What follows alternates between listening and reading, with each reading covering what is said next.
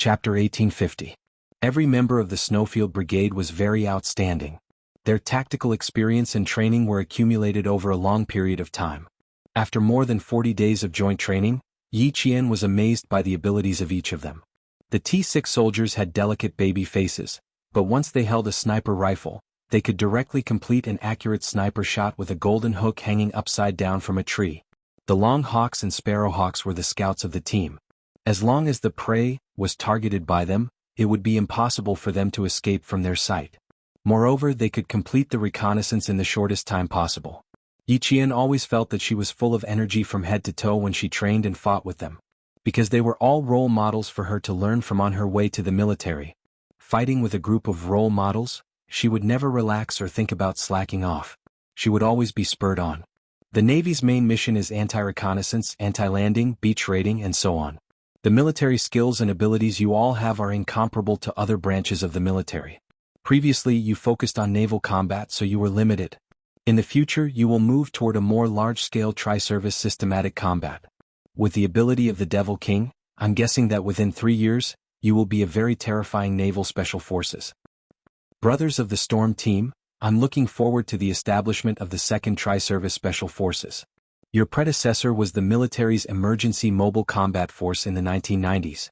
In case of an emergency, you can be directly commanded by the General Staff Department.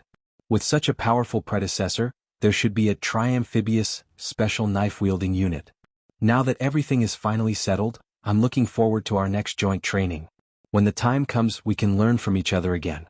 I'm sure it will be very enjoyable. Just as J5 finished speaking, Yi Qian saw Xia Jinyuan, who was standing in the distance making a phone call, walking towards him. He smiled at him, then looked away and focused his attention on J5 again. Why did J5 say that he was looking forward to it?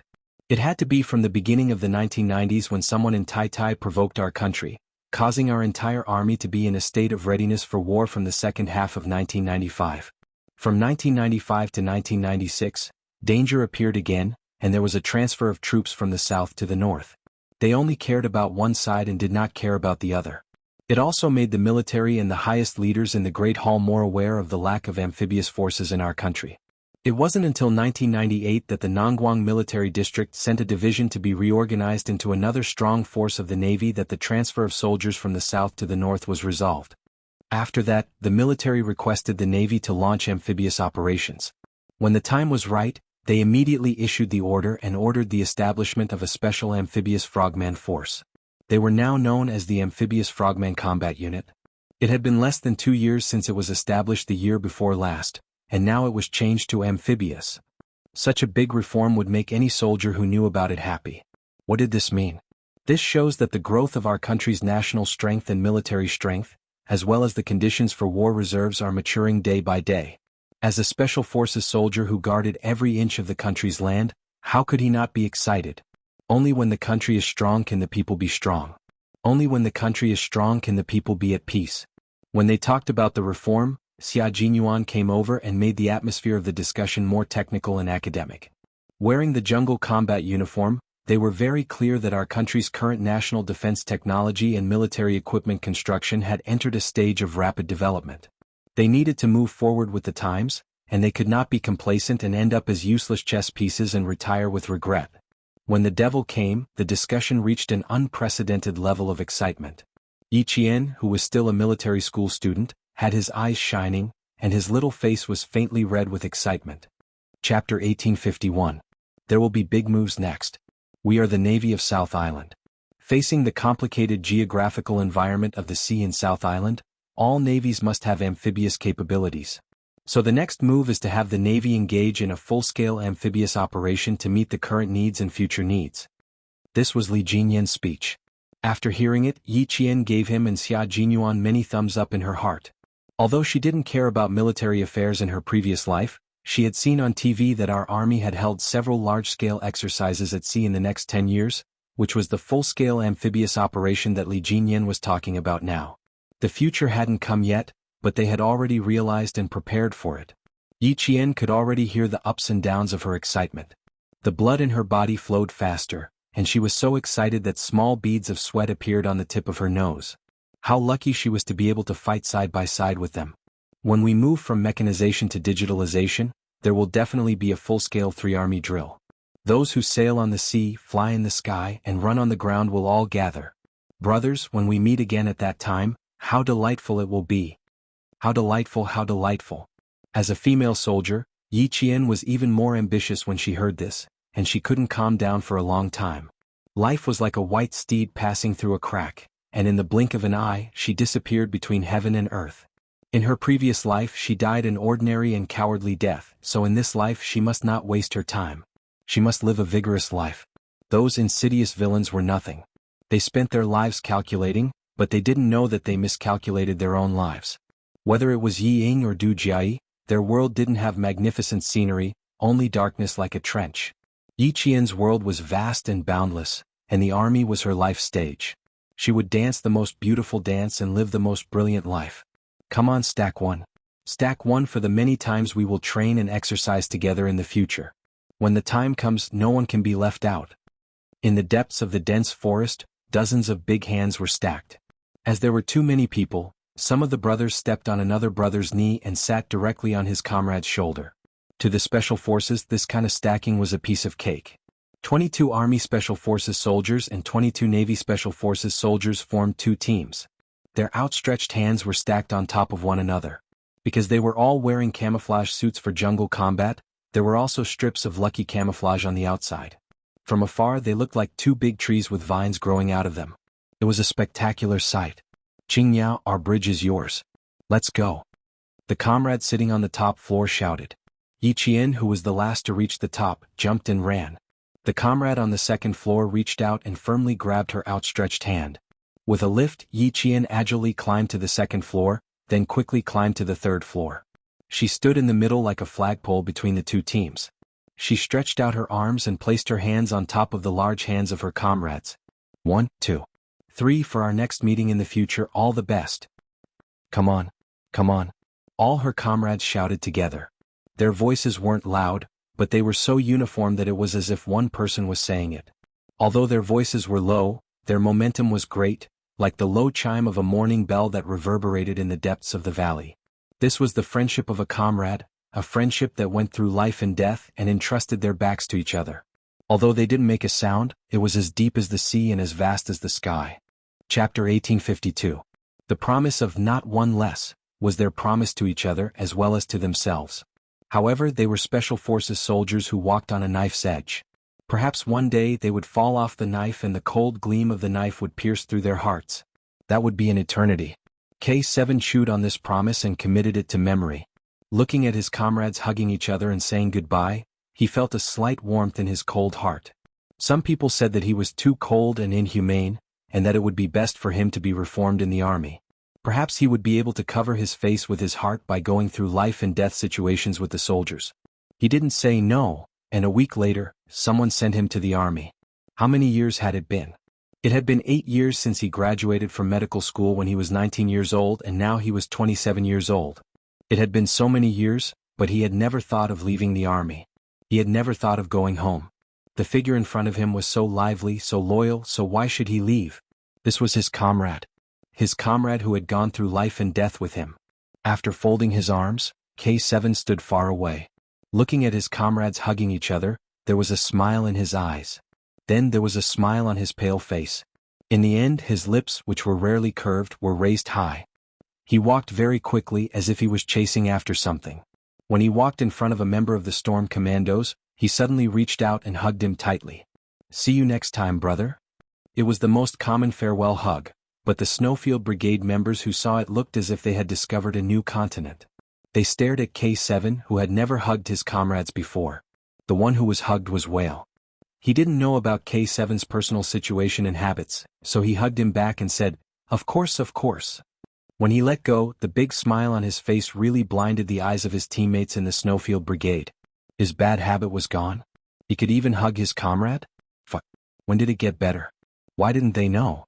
Yi Qian didn't know either, but he noticed that Xia Jinyuan and the others' expressions were a little strange, so he asked softly, "Why are you guys so shocked when K7 hugged Whale? Isn't that normal?" It's not normal. K7, who graduated from medical school at the age of 19, never hugged anyone.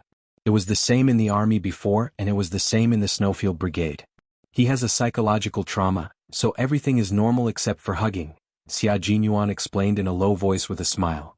He took this step, which means that he has overcome his psychological trauma.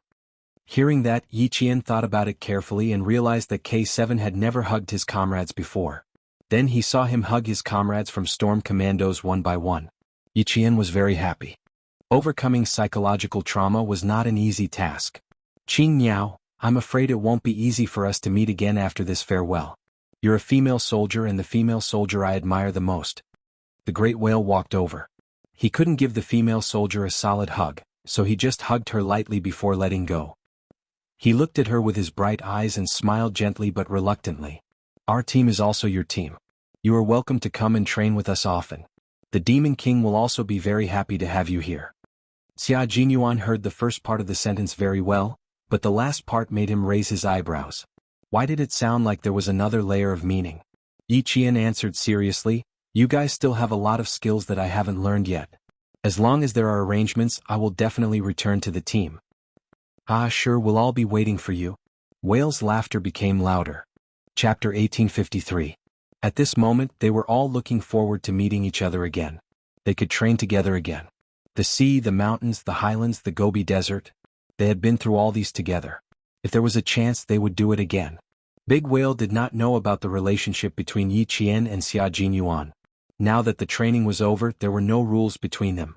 Seeing that she agreed readily, he raised his voice and shouted at Li Jinyan, Captain, do you really like Yi Qian to come over? His voice was loud and penetrating. With Big Whale as the center point, it spread in all directions. Basically, the members of both teams could hear him clearly. Big Shark, who knew a little about the situation, raised his hand and rubbed his forehead. Big Whale, you're trying to steal Qing Niao away in front of Q King. You're really bold. When the members of the Storm Commandos heard this, they immediately laughed and continued to tease him. Of course our captain likes her. Big Whale, do you still need to ask? Look at how well they complete their cooperative training every time. Look at how good their chemistry is. How much do you like her to be able to cooperate so well? Meanwhile, Major Xia finally understood that these water ghosts had the same thoughts. They were trying to matchmake his little fox and the Devil King. When the members of the Snowfield Brigade heard this, they could not take it lying down. Brother, you're not being very nice. This is a female soldier in our team. One moment you were reluctant to let her go, and now you want to steal the beauty of our team. Brother, let's have a good chat. Who was the loudest just now? I can't tell that you guys have such thoughts. Let's go, let's find a quieter place to have a good chat.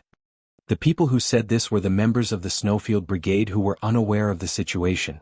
The few who knew, such as G3, J5, Z7, and the scout, young Sparrow Hawk, were already looking at their Q King sympathetically.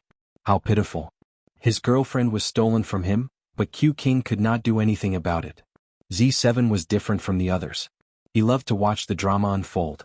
At this moment, he was enjoying the change in Q King's expression. That's right, he was enjoying it because he was jealous that Q King could see his girlfriend every day. How could Xia Jinyuan not know what his bad friend was like? He glanced at him, raised his eyebrows, and looked at Yi Qian. After a few seconds, he looked at Han Zheng again. This time his gaze was somewhat provocative. His thin lips curled up slightly. Even his smile was so provocative. That smile really made one's heart itch. It was as if she was directly telling Han Zheng, don't think that you can see a good show from me just because of this. Give up. He must have suffered a huge blow. It's a little abnormal. After being provoked, Z7 muttered to himself. Then his gaze landed on Yi Qian. Q King was so calm and could even reply to them with a provocative look.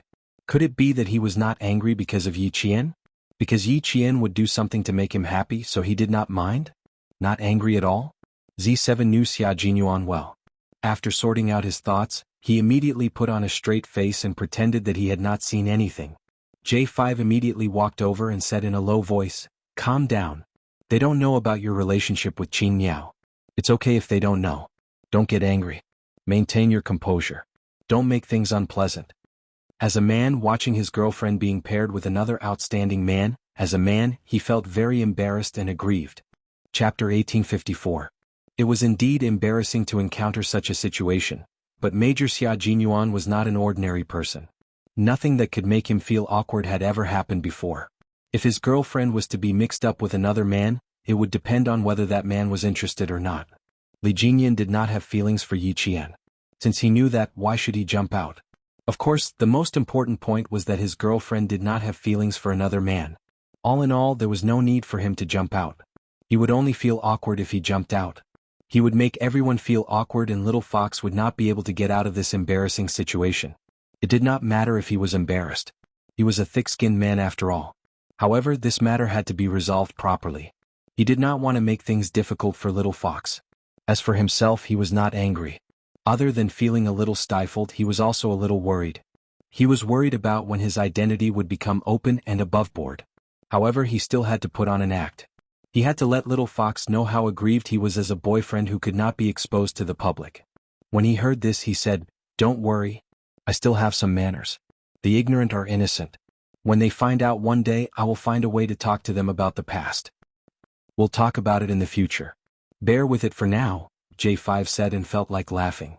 You have to understand that the rarer something is, the more valuable it is. What's more, Qing Yao is extraordinary. Her talent and appearance are top-notch. The hormones in a man's body will cause trouble, and he will more or less have some fantasies about her. Cough, do you want to take a breather now? Major Xia felt that his comrade was too good at backstabbing him. He had not thought of anything else, but his comrade had thought of everything. What did he mean by more or less fantasize about being with her? You're not here to comfort me so you can stab me a few times, right? Major Xia stared expressionlessly at his comrade who was trying hard to hold back his laughter. Fantasize about being with her? If you said, fantasize about being with a girlfriend like Qing Yao, I might be able to accept it. When J5 heard this, he laughed and patted Xia Jinyuan on the shoulder. He laughed so hard that his shoulders shook. I'm honest. I'm not lying. Please forgive me. An honest man can't go against his conscience and lie. It was good that she was not angry. He was really worried that a dispute would arise because of this. After laughing, J5 said seriously, but this also shows that as long as the two of you don't let the public know about your relationship, something like this will happen again. Q King, in my opinion, if you want to solve this problem, you should just ban the jokes between comrades. It doesn't matter to us guys. We're thick-skinned and flirty. She's a female soldier. If such jokes are made frequently, not only will it affect her mood, but it will also ruin her reputation. Yes, I'll make a statement after they leave. Xia Jinyuan, who had the same intention, nodded lightly. His gaze had already landed on Yi Qian. She still had to solve this problem herself. Due to his status, he had to wait for Demon King Li to make a statement first before he could stand up. Although the two teams trained together, they were two different teams after all. They had their own captains, so Li Jingyan had to be the one to stand up for the Storm Commandos. Xia Jinyuan, who was born in a military family, knew how to get along with his colleagues. He would not let himself make the mistake of overstepping his authority. Major Xia was also someone who would not let himself be taken advantage of. Since he wanted to let Yi Qian know that he was upset, his expression in the blink of an eye was so pretentious that even J5 silently distanced himself. As expected of a soldier king, he really knew how to act. Chapter 1855. Yi Qian, on the other hand, did not realize what big whale meant at first. It was only when she heard their banter that she realized what big whale was implying. She was not embarrassed. They were just joking and no one took it seriously. She did not take it to heart, but what about her boyfriend? Yi Qian, who understood what was going on, immediately went to look at her boyfriend. When she turned her head, she saw her boyfriend, Major Xia, looking at her with an extremely resentful gaze. When he saw her looking at him, he even sighed heavily, looking like a resentful husband in his boudoir. Yi Qian felt her scalp go numb. Captain Xia, you are really not suitable to be a resentful husband. She still needed to comfort him. If she put herself in his shoes and someone else used him to make fun of other women, she would also feel uncomfortable. Although she did not have any experience in love, she knew that love was about mutual respect, putting each other in the heart and always being considerate of each other. Moreover, although the members of the Storm Commandos were joking, this kind of joke should be prohibited. She did not like this. You guys are really bold. You even dare to make fun of your own captain. Your captain is not just anyone, he is the Demon King. I can already foresee that when you guys return, you won't be able to escape from dozens of nautical miles of armed swimming. As soon as Yi Qian finished speaking, all the members of the Storm Commandos immediately looked over. It can't be, right? It was just a joke. With one look, the bolder members were so scared that their hearts trembled. Their Demon King captain already had a cold face, but now he was so cold that his face was expressionless. Everyone knew that the expressionless Demon King was the scariest. Xia Jinyuan was already laughing.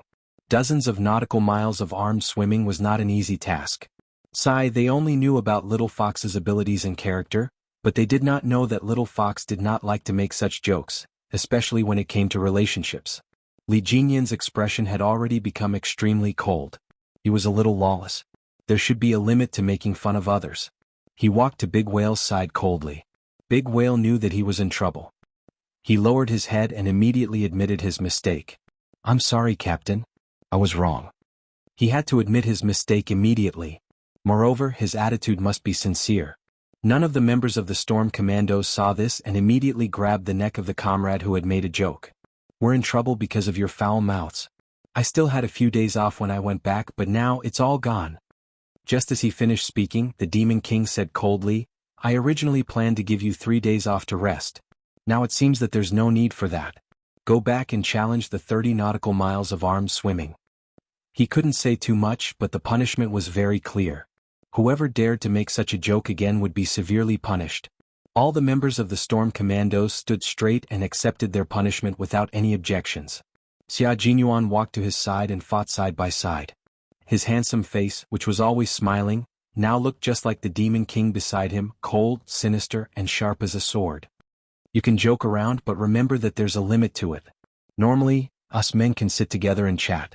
We're men and have thick skin, so it doesn't matter. Qing Niao can also take a joke, but you've all made the most basic mistake." Xia Jinyuan's words were not only for the water ghosts, but also for all the special forces of the Snowfield Brigade. "You've all forgotten that Qing Niao is a female soldier. You've forgotten that although we're comrades, there's still a difference between men and women." Chapter 1856. I hope that we won't hear jokes like today's in the future. I also hope that everyone can give Qing Niao some face and not make her feel too awkward. After all, she's the only female soldier in our team. With the two captains' statements, the soldiers from both teams realized that they shouldn't have acted this way. They only wanted to keep Qing Niao in their team, but they didn't consider whether Qing Niao would accept it or not. De Jing was the first to apologize, and Yi Qian gladly accepted it. After today's incident, Yi Qian knew that there wouldn't be anyone from both teams who would make fun of him and the Demon King in the future. There wouldn't be any more problems like this either. Yi Qian was very satisfied with the outcome. The helicopter was already in position, and the signal to prepare to board came through the wireless communicator. It was time for the two teams to part ways. The handsome and cold Li Jinyan walked to Yi Qian's side, and a faint smile appeared in his eyes. "You'll have your exams when you get back. Don't worry." There was no need to mention anything else. She was going to join the Snowfield Brigade for amphibious warfare, and she still needed to improve her naval combat skills. The chances of her returning to the Storm Commandos training were still very high. Yi Qian saluted this outstanding commander. "Demon King, I'm looking forward to the opportunity to join the Storm Commandos and experience your devilish training. It's good that you're not afraid. If you're afraid, you won't come." Yi Qian replied quickly. "If you're afraid, you won't come." What a big tone. After carefully studying her brows for a while and confirming that she was really not afraid, Li Jinyan's cold smile gradually spread into his eyes. It was like a warm spring breeze, adding color to his handsome face. This kind of female soldier was really admirable and breathtaking. It was as if they were influenced by her and sighed, "So such female soldiers still exist." Li Jinyan nodded slightly and finally said a word of praise. "You're very good. You've never disappointed anyone. Never letting anyone down. It didn't mean that you only did a good job, but if you did it better than expected, then you would never let anyone down." In the end, Li Jinyan also gently hugged the female soldier who used to be in his team. He hugged her slender but unbending body into his arms. The softness that belonged to a girl softened his calm heart. "Work hard. Don't bury your talent. I'm looking forward to your participation in the overseas tournament." With such a female soldier, the male soldiers would feel proud. The helicopter that would pick up the Storm Commandos would arrive in half an hour. Li Jinyan looked at the time and pointed at the rifle on Yi Qian's back. "Before we leave, we need to confirm one last thing. We want to see how you shoot with our own eyes." This matter started when they entered the mountainous area and entered the search shooting competition as well as the accurate shooting with 100 bullets within a time limit of 300 meters competition. When Yi Jian's shooting data came out, she was 0.003 seconds faster than Devil King Li. This meant that when Li Jinyan finished his first shot, Yi Qian had already finished his second shot. For the 300-meter limited shooting, I realized that you don't need to aim at the target in advance to be able to shoot accurately. When Commander Dong got your data, he couldn't wait to come over personally to watch you finish. We're even more curious and want you to teach us. When it came to training, Li Jinyan spoke more than usual. After Yi Qian heard this, he took the rifle from his back. Sure, no problem at all. There are still 14 blanks here. After I finish firing 14 rounds, you should be able to find out the reason. Chapter 1857. The members of the Snowfield Brigade who had been on missions with Yi Qian knew that she had skills that normal people couldn't learn. Even though they knew, they were all very interested when they heard Yi Qian say that she was going to shoot 14 blanks. She wasn't going to choose a target and then complete it. Instead, she was going to choose a target that needed to be hit. For example, 4 meters away, 7 o'clock, second tree, bird's nest. Or, 5 meters from the ground, a tree branch. Next, as long as the Snowfield Brigade announced the target, once Yi Qian's line of sight locked onto them, just like what Li Jinyan had seen before, she didn't need to aim. She just loaded the gun and pulled the trigger to complete the shot. Bang bang bang, continuous gunshots rang out. The water ghosts of the storm commandos saw Yi Qian shoot as if she was aiming at a huge monster. She didn't need to aim at all and just completed the shot. After the 14 blanks were fired, the water ghosts were shocked into silence. What kind of shooting technique was this? Were they a bunch of unqualified Special Forces soldiers? With 14 bullets, it would take some time for each bullet to aim and fire. Qing Yao was just shooting blindly. Bang bang bang. After a series of shots, she was done. The target was done and so were the bullets. You really didn't have any aiming movements. How did you do it? Li Jinyan had a vague feeling that Yi Qian's shooting technique wasn't something that they could easily learn. Without any aiming movements, a 100% hit rate. Qing Yao, how did you do it? I have this gun in my heart. My eyes see the target and the gun in my heart is already aiming. From the moment I raised the gun and pulled the trigger, the gun in my heart was alive. I could already feel the bullet eject from the magazine, the cartridge case jump out, and the bullet hit the target through the barrel. It was the same explanation as before. Yi Qian answered truthfully. As for whether they believed it or not, it was up to them. An inconceivable explanation, a visible fact. Even Li Jinyan, who had always been calm about everything, found it hard to accept in an instant. She had this gun in her heart? But it wasn't this gun that completed the shooting in the mountains. Raising the question again for the first time, the calm Lieutenant Commander Guanlai was a little anxious. Yi Qian smiled. Yes, as long as it's a gun that I'm familiar with, I'll always have that gun in my heart. Li Jinyan got another inconceivable answer, but he knew that this was the correct answer. After a long while, he slowly said, I think we won't be able to learn it. In the past, we all wanted to learn and tried, but in the end we gave up. Xia Jinyuan smiled and said, because no one can have this gun in their heart when they get it. Only she can do that. Thinking about it, Yi Qian was groomed as a Special Forces member of the Snowfield Brigade, so the soldiers of the Snowfield Brigade would definitely be the first to know about it. Since they were familiar with the battlefield, they would naturally want to learn as well. Unfortunately, no one could do it. Indeed, we can't do it. I know that without even trying. Li Jinyan got an unbelievable answer. He smiled helplessly and said, Commander Dong told me that since Qing Yao can't become a Marine, then we should learn her shooting skills. After a slight pause, he added, when I go back and report this, Commander Dong will be secretly upset for a while. After listening to her explanation, the shock on the faces of the water ghosts didn't disappear for a long time. They tried to think about it in their hearts and even raised the rifles in their hands. In the end, their first action was still to aim. Chapter 1858. Have a gun in their hearts? Yes, they all had a gun in their hearts, but this gun was dead, not alive. Unlike what Qing Yao said, the gun in her heart could still be aimed and fired. They couldn't learn this ability. Li Jinyan, who originally wanted to ask about how to quickly change the magazine, felt that it was unnecessary. He was afraid that he would get another unbelievable answer. However, Yi Qian said, because I have this gun in my heart, I know how many bullets have been fired and how many bullets are left in the magazine.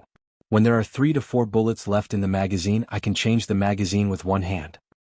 During the process of changing the magazine, all 3 to 4 bullets have been fired, and I can just remove the old magazine and reload it with a new one. I don't need to wait for the tracer to appear or pay attention to the warning of the magazine. She explained the last question in his heart. Li Jinyan nodded lightly. I understand. It's all based on the fact that you have a living gun in your heart. As he spoke, he looked at Xia Jinyuan and lowered his voice slightly. Fortunately, you joined the army and didn't get buried. Fortunately, she was a Chinese soldier and one of them. If such an enemy appeared on the battlefield, they would tremble without thinking about it. Yi Qian nodded and said, "You can say that. Previously, the Navy commander also told me that I also wanted all my comrades to learn how to shoot. However, Q King and the others have all tried, and they didn't achieve the expected effect. Because we can't do it, we'll never be able to achieve it," Xia Jinyuan said helplessly. At that time he was very interested and thought that he might be able to do it too. However, it turned out that he was thinking too much. The water ghosts of the storm commandos touched their faces. Alright, it was time for them to wake up. Don't think about learning Qing Yao's shooting skills. Before they saw it for themselves, they were all delusional. Outside the dense forest, the faint rumbling sound of propellers could be heard. It pulled the water ghosts back from their shock and they looked up at the sky. The helicopter to take them back to South Island had arrived. After receiving all the explanations, Li Jinyan smiled at the female soldier who had once again surprised him. He turned around and faced the water ghosts behind him. His cold voice rang out with extreme harshness, "Everyone assemble." Li Jinyan, who turned around with a smile, was the cold and seemingly ruthless young lieutenant commander. It turned out that the 22 members of the Storm Commandos had gathered within a minute, and the last seat in the front row was empty. This used to be Yi Qian's seat. Without Yi Qian, their original number was reduced to 21. The empty space reminded them that the female soldier Qing Yao would not return to the South Island with them. Their resolute gazes fell upon Yi Qian. Even if they were reluctant to part, they still had to bid farewell. "Attention, salute." As Xia Jinyuan's commanding voice sounded, all his comrades straightened their backs like steel plates, raised their right hands neatly and saluted the departing figure. "The green mountains will not change and the green water will flow forever. We will meet again. Sai, if Qing Yao was in our team, she might be sitting opposite me now." Daxia, who had boarded the plane, looked at the empty seat opposite him, and his reluctance to part with her was evident in his words. When the other commandos who came in with him heard this, they did not say anything. They only sighed and looked at the empty seat opposite them. If Qing Yao were to board the plane, she might be on the same plane as them. Chapter 1859. Soon, the empty seat was taken by a comrade who boarded the plane. Sea Anemone looked at Daxia, who was staring at him with a strange expression. "What are you looking at?" "You're sitting in Qing Yao's seat." Sea Anemone turned to look at the cabin door. He remained silent until the door closed. "She didn't board the plane and she won't board the plane. Qing Yao isn't a soldier in our team. She can't board the plane with us. Also, we did something stupid just now. Q King scared me when he said that. We didn't consider Qing Yao's position. She's a female soldier who deserves our respect. We won't say anything like that again. You can't learn her shooting skills even if you want to. She can shoot accurately without aiming." I was a little shocked when I first heard her say that. It's not that she didn't aim, but she already did it in her heart. She also said that as long as it's a gun she's familiar with, that gun will live in her heart. Daxia, whose eyes were full of admiration, still found it unbelievable. From this point alone, it shows that she's more familiar with guns and ammunition than we are. I suspect that she's very familiar with all the known types of guns from all over the world. His words made the water ghosts who boarded the plane gasp. If that's the case, how terrifying is that? It's already terrifying. If it gets scarier. I'm just glad that she's a soldier from our side and not an enemy. Daxia sighed. His words were full of admiration for Yi Qian. Female soldier Yi Qian is rare. That's true. Fortunately, she's a soldier from our side. We can rest assured. We'll have to worry about the enemies she faces in her missions in the future. Aya, why isn't she a female soldier from our team? Wishful thinking. That's impossible. The water ghosts said one after another. Their admiration for Yi Qian could be seen from their expressions. Female soldier Yi Qian, codenamed Qing Yao, was a female soldier who was braver than the male soldiers. She had incredible shooting skills. The more he interacted with her, the more he was attracted to her unyielding spirit. The more he was attracted to her, the more he could discover each of her strengths. In the end, he would be convinced by her and admire her. This was probably the so-called charisma. Li Jinyan was the last to board the plane. When he reached the cabin door, he turned around and saluted all the members of the Snowfield Brigade who had saluted him. He then nimbly retracted his right hand and turned around to board the plane. When there was a reunion, there would be a separation, and when there was a separation, there would be a reunion. There would be a day when the brothers of the two teams would meet again. The members of the Snowfield Brigade raised their heads and watched the two helicopters pick up the storm commandos until they could no longer see the fuselages of the helicopters. Xia Jinyuan, who was standing at the front, turned around and faced all his comrades. He reorganized the team and gave them instructions on what to do next. First, everyone should submit a training report and a combat report. We can discuss in groups and submit one report. Second, we need to write down the suggestions for the exoskeleton power equipment we're going to wear in the Gobi Desert, as well as the problems we found when using it. The equipment experts are still waiting for our feedback. Marching and fighting were not a problem, but the report was a pain in the ass for this group of Special Forces soldiers who were trained in science and engineering. Everyone, including Xia Jinyuan, did not want to write it. Yi Qian looked at them and wanted to laugh. You're the one who said you wanted to write a report, but now you look like you don't want to. You'll affect the rest of the team when they write their reports. Chapter 1860. I was influenced by the veterans. It was my first year in the team. Do you know what the first thing the J5 said to me was? He said, "Finally, someone who can write a report." And from then on, I don't want to write anymore. The tired Xia Jinyuan closed his eyes as he spoke. They didn't leave in a helicopter like the water ghosts. Instead, they left in a truck, arrived at the military airport and flew back to the base. This time, they didn't alert the local troops when they entered the mountain for training.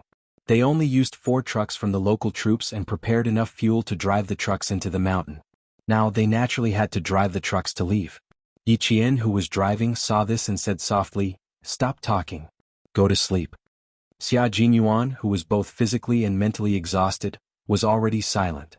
His head was tilted to the side of the window. His thin lips were slightly pursed, and he had already fallen asleep. Yi Qian quickly sized him up. When he saw the obvious fatigue between his brows, his heart ached. The car was driven very steadily. Xia Jinyuan didn't wake up even when K7 came to take over. Drive in a flat area. He's quite tired, Yi Qian whispered as he handed over the car keys. Let him have a good sleep. K7 smiled and made an okay gesture. After Yi Qian got into the car, he glanced at Q King, who was sleeping soundly, and chuckled. If you and Yi Qian can really develop a relationship, it's not bad. He didn't care that the sleeping person couldn't hear him. After he finished speaking, he started the car. After Yi Qian arrived at the airport, she flew to the city where the university was located. She followed Xia Jinyuan and took a direct flight to Beijing. Principal Chen was still in the hospital. She wanted to visit this person who still cared about her at the brink of death. She didn't allow Commander Liu and Political Commissar Yen to inform him. When the plane arrived at Beijing's airport, it was already past 2 in the morning. When they arrived at the military hospital, it was already 3:30 in the morning. Yi Qian, who did not even have time to wash up, got out of the car in his jungle combat uniform. He did not walk but instead ran towards the lobby. After taking a look at the hospital's map, he ran through the lobby and headed towards the sanatorium. Xia Jinyuan ran with her while contacting the sanatorium. Visiting Principal Chen was not something that could be done at will. The guards had to be ordered to let them in. Even though the Southern Province People's Hospital found out that it was indeed the nurse's mistake, the military did not let down their guard because of this.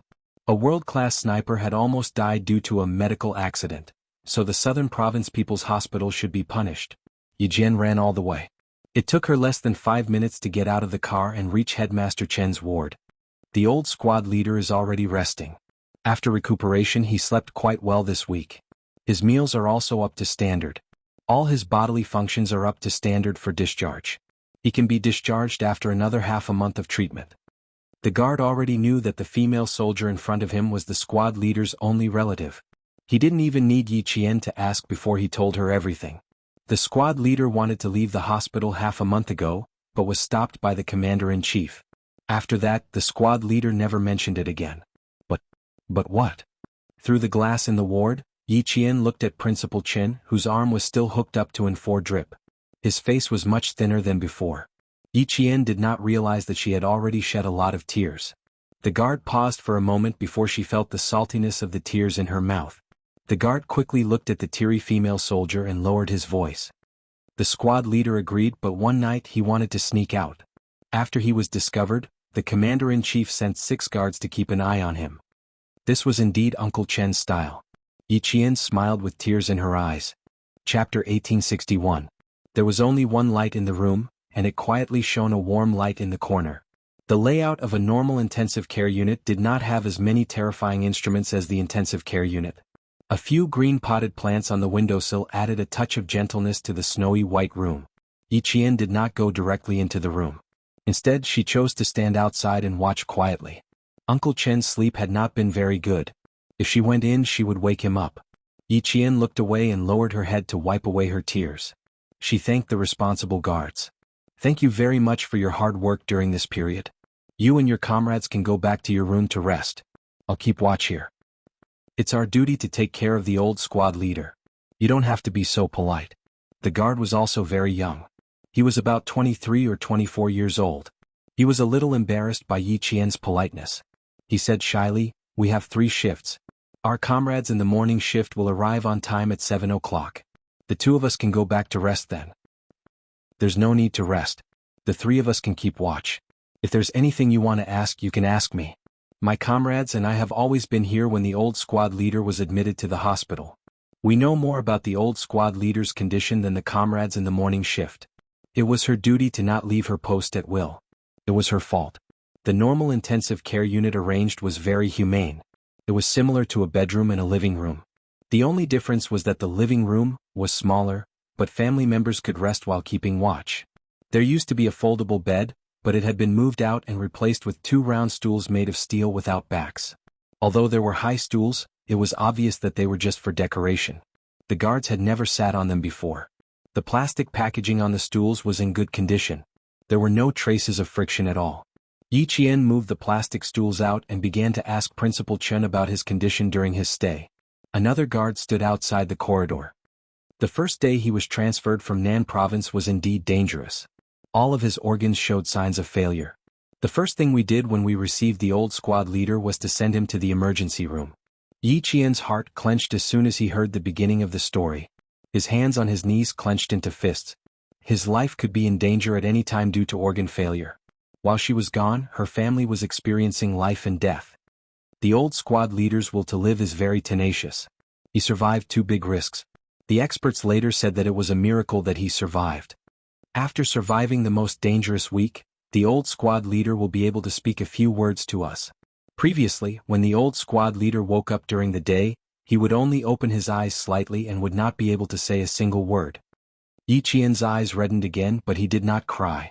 This was because Uncle Chen had once said, "As a soldier, I would rather bleed than cry." She didn't want Uncle Chen to see her crying when he woke up. In this life, she could not disappoint those who wished her well. Although it was said that people lived for themselves, she understood that living for yourself meant being responsible for yourself. However, you still needed to take care of your family and live for those who wished you well. The old squad leader survived the most dangerous week. His organs were damaged. There was still a possibility of complications, but the risk was low. To be on the safe side, he stayed in the intensive care unit for another week before the experts confirmed that he could be transferred to normal intensive care. Chapter 1862. The guard was a male soldier with a sharp tongue. During the 1 month that Principal Chen had been in the military hospital, he finished speaking in less than 10 sentences. Even so, Yi Qian's nails dug into his palms as he listened. How was it just 1 week of resuscitation? It was clearly 2 weeks of resuscitation. If the wrong medicine was used during the 4 drip, the serious cases would go into shock and die on the spot. Uncle Chen discovered the wrong medicine within 3 minutes of the 4 drip and fell into a coma. What if the 4 drip lasted for another 3 minutes? Even though Principal Chen had made it through safely, Yi Qian's body trembled uncontrollably whenever he thought about it. Yi Qian clenched his fists even tighter to control his trembling body. He didn't show it on his face as he gently closed his eyes. Thank goodness, thank goodness. Thank goodness nothing happened to Uncle Chen. Otherwise, she didn't know what kind of destructive things she would have done. Grandpa Jen had already left her and Uncle Chen was the only family she had left. She only hoped that Uncle Chen would be healthy and live a long life. Outside, Xia Jinyuan had already obtained the detailed medical records of Principal Chen's hospitalization. He also received the results of the investigation by the Southern Province Police and the punishment by the Southern Province People's Hospital. The nurse was chatting and accidentally injected the intravenous medicine from a heart patient into Uncle Chen's 4 drip. The side effects of this medicine were vasodilatory headache, arterial spasm, respiratory paralysis and death by asphyxia. Because Uncle Chen's medicine was not mixed with this medicine, even though it was discovered in time, there were still serious side effects. If the guards from the military hadn't discovered it in time, at this very moment his little fox would have lost her last family member. Xia Jinyuan didn't go in immediately. Instead, he called Commander-in-Chief Xia's personal cell phone. He needed to clarify the situation. Commander-in-Chief Xia was awakened by the ringing of his cell phone at 3:40 a.m. When he saw who was calling, he answered the call and asked, "Are you at the airport or the hospital?" "Hospital. I'm sorry to disturb your rest, Dad." Xia Jinyuan, who was standing by the window in the corridor, glanced around and said in a low voice, "Dad, I just received 2 investigation reports. The military suspects that Uncle Chen may have been murdered. Did the military find something?" When he received the investigation report from the Southern Province Police and the military, he found out that the first thing the military thought of when something happened to Uncle Chen was murder. Only then did he realize that although Uncle Chen had been sacrificed for more than 10 years, he was still in danger. Otherwise, the army would not have immediately thought of murder, and not medical malpractice. Commander-in-Chief Xia put on a coat and got out of bed. He walked to the desk in the bedroom and sat down. Yes, that's what the military suspected at first, but after investigation, it was determined that it was a medical accident. What? Do you still have questions? Dad, my main point is that the military suspects murder. Is there any movement abroad? I've seen Uncle Chen's information. There's an organization abroad that hasn't given up looking for Uncle Chen. Xia Jinyuan said in a low voice as he looked around to prevent anyone from eavesdropping. His gaze was as cold as a sword as he slowly and naturally glanced around. Has Uncle Chen's whereabouts been exposed?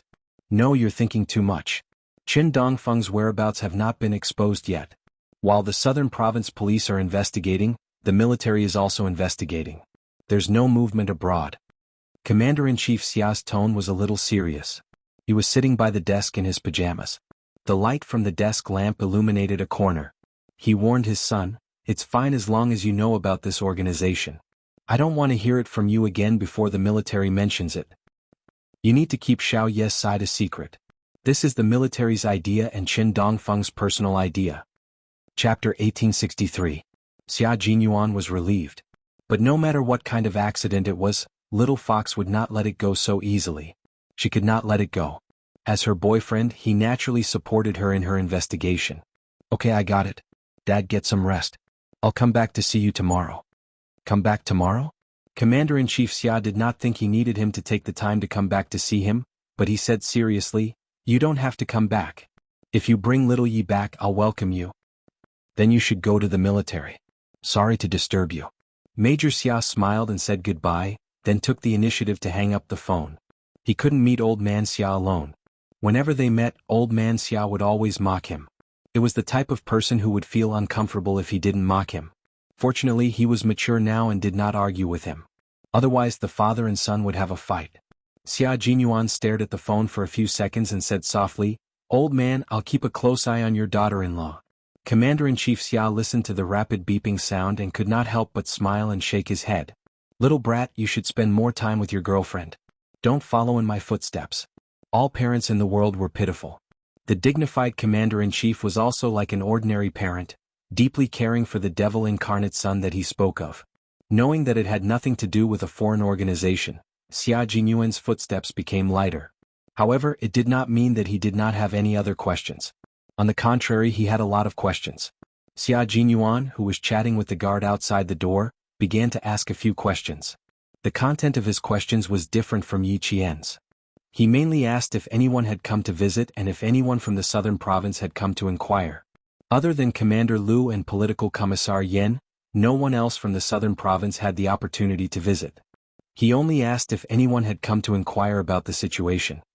The People's Hospital of the Southern Province has sent people here many times. The military has issued a strict order not to leak any information about the squad leader. The General Military Hospital strictly followed the order and did not release any information. The people from the People's Hospital of the Southern Province still do not know about the squad leader's situation. Other than the People's Hospital of the Southern Province, only Commander Lu and Political Commissar Yen from the Southern Province visited him once half a month ago. In other words, there were no other suspicious people in Southern Province. Xia Jinyuan narrowed his eyes as he read the report. His eyes were dark and unfathomable. This was what Uncle Chen had said to cooperate with the military's investigation.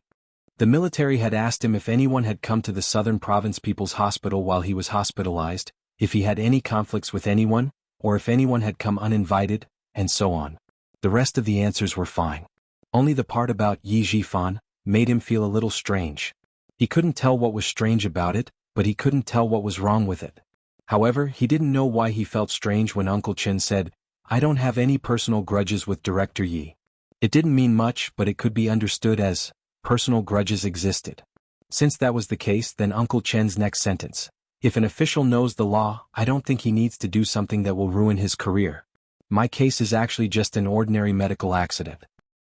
"I don't think" could be used as a way of saying, I don't think he is sure of himself and has a certain degree of suspicion. Little Fox had been insulted and framed by Yi Jifan and his family. She almost couldn't attend high school normally. During the college entrance examination, Yi Jifan had used underhanded means to frame Little Fox. As a family member, Uncle Chen already hated Yi Jifan to the core. How could he say, "I don't have any personal grudges with him"? Chapter 1864.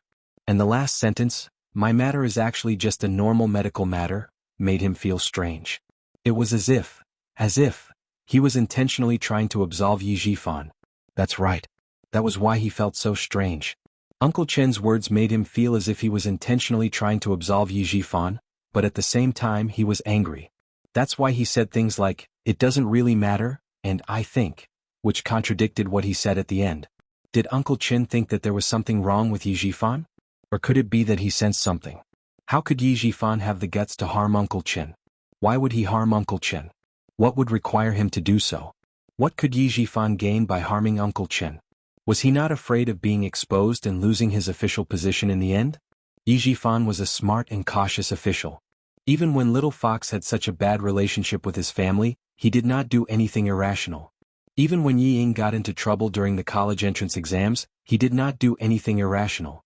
How could such a person suddenly harm Uncle Chen? For a moment, Xia Jinyuan was unable to make sense of Principal Chen's statement about cooperating with the military's investigation. He originally planned to show Little Fox the military's investigation report, but he decided to wait and listen to Uncle Chen's explanation first. Yi Qian did not ask for too long. She got up and looked at the sleeping Principal Chen through the glass. Her chapped lips were tightly pressed together, and her gaze was like that of a child who was afraid of losing something. It was as if she was afraid that if she blinked, everything would disappear. How could she not be afraid? In her previous life, Yi Qian longed for family and love, but even until her death she was alone. In this life she got what she wanted and made up for the regrets of her previous life. Uncle Chen had already passed away, and Yi Qian was most worried about Principal Chen. In addition, she knew the identity of Principal Chen, so she was even more afraid of losing her last family member. She was really scared, really scared. Even if she was a strong-willed soldier, she was still afraid of losing her family. If you keep watching like this, you'll wake up Uncle Chen even if you don't go in. Xia Jinyuan gently pushed open the door and walked in. He pulled Yi Qian away and told her not to keep looking at him.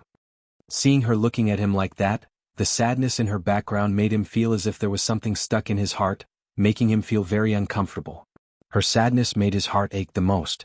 He really wanted to ask her why she would occasionally feel the sadness of the twilight. It was like a thick ink that couldn't be dissolved, isolating the entire world. He couldn't help but feel flustered. He had to ask. Uncle Chen was still lying in the hospital. If he asked her now, she would definitely say that she was worried about Uncle Chen. It's all in the past. Little Fox, Uncle Chen is still fine. Why are you sad? You should be happy. Xia Jinyuan patted her shoulder and said to the guard, "The two of us will keep watch here. We'll trouble you if we need anything." Yes. The guard saluted, opened the door and left. Yi Qian, who was pulled back to reality, knew that something was wrong with her. She lowered her head and took a deep breath before turning around. Captain Xia was right. If she continued watching, Uncle Chen would definitely wake up. She turned around and saw the folder in his hand. Her eyes flashed with a hint of sternness. She asked in a low voice, "Did you get everything?" "Yes, they're all here. You can take a look first." After entering the hospital, he went straight to get the backup of the medical records and the investigation report from the Southern Province Police. Yi Qian went straight to the recuperation building. Looking at Yi Qian, who looked normal and didn't look sad at all, Xia Jinyuan looked at her with pity and said gently, "Sit down and watch. If you're tired, lean against the wall and rest for a while." Chapter 1865. The two guards stood outside and he placed two round stools against the wall. When Yi Qian sat down, he lifted her legs and placed them on his thighs. His slender fingers massaged her with moderate strength. I took a look at him just now. Uncle Chen's condition is recovering well. He can be discharged in a week. The medical record was written in great detail, including the daily changes in Principal Chen's condition. The previous week, when he was in critical condition, the doctor kept watch over him.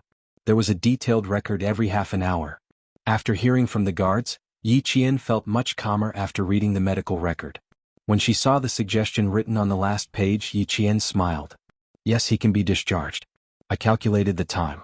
I'll be able to pick up Uncle Chen after my exams. 2 days earlier than you. The exams in military academies are slightly longer than those in normal high schools. She smiled.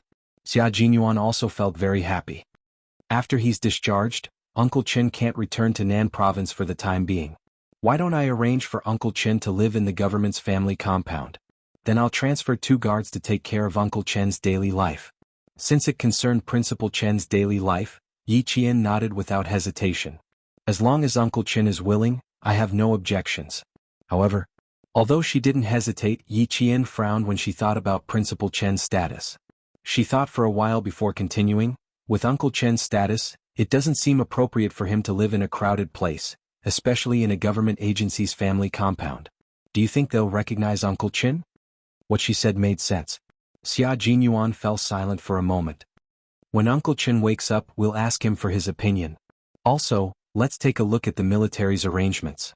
Yi Qian flipped to the Nan Province Police Investigation Report. As soon as her gaze landed on it, the smile on her beautiful face disappeared. Her indifferent expression suddenly became sharp. The results of the investigation were: the nurse made mistakes in her work and murder was ruled out. The word murder was like 2 bullets hitting her heart with a bang. Her brain and nerves immediately caused a thick fog of blood to appear before her eyes. She looked up and stared at Xia Jinyuan with her red eyes. She asked angrily, "Murder? Why did the military suspect murder at first?" At that time, Captain Xia had told him that Uncle Chen's accident was due to a problem with his 4-drip. He did not mention that it was suspected of being a murder. Like you, I only found out after receiving the 2 reports. The military first suspected murder, then asked the Southern Province Police to investigate thoroughly. After 20 days of investigation, the Southern Province Police concluded that it was indeed a medical accident, and ruled out murder. The military also concluded the investigation and confirmed that it was a medical accident and not a murder. Yi Qian looked at him as she spoke in a low voice. She flipped to the military investigation report. Her side profile was thin and sharp, and her chin was tense the whole time. When she saw the military's question about Yi Zhifan, Xia Jinyuan clearly felt that her entire body's hostility had suddenly multiplied. He could see a strong murderous intent on her face. "Calm down and read slowly," Xia Jinyuan calmly reminded her. His hands kept massaging her tense thighs and calves. After finishing the mountain training, everyone's legs were so sore that every step they took hurt their muscles. When Yi Qian rushed to the hospital and jumped out of the car, the muscles in her legs went out of control. She staggered a few steps before stabilizing herself and not falling. She was a girl who could endure. No matter how tough or tiring it was, she could grit her teeth and endure it. Chapter 1866. She was so good at controlling herself that it made him a little worried. He was afraid that if he held back too much, he would end up hurting her. Therefore, whenever he had the chance, he would help her loosen her muscles and bones and check if there were any bone injuries. There was an old saying in the army: recruits are more trustworthy, veterans are more sick, and there are more problems that are neither old nor new. The phrase, veterans are more sick, meant that after being in the army for a long time, they would have problems all over their bodies, especially their knees. If they didn't take good care of them, they would be plagued with illnesses and it would affect their future battles. He increased the strength of his massage and Yi Jianjian felt the pain. The red in her eyes that were staring at him gradually faded, and she slowly regained her calm. Yi Zhifan's mother has been recuperating at the People's Hospital of Nan Province. Uncle Chen had gastric bleeding and was sent to the hospital for emergency treatment. Regiment Commander Lu and Political Commissar Yen were running up and down with their men, so it was inevitable that they would run into Yi Zhifan. The report contained a conversation between Regiment Commander Lu and Political Commissar Yen. Yi Zhifan did run into them by accident. The military also questioned Uncle Chen privately. Uncle Chen said that it had nothing to do with Yi Zhifan. Yiqian, even if you're angry now, it's useless. Sometimes things are just so coincidental that it seems like a case of murder. Xia Jinyuan looked at Yiqian coldly. Even his voice was cold. The things in the report have already been investigated. What's there to be angry about? Yi Jifan only came to visit Uncle Chen once. How could you lose control of your emotions so easily? If he really had bad intentions, he would be happier if you lost control of your emotions.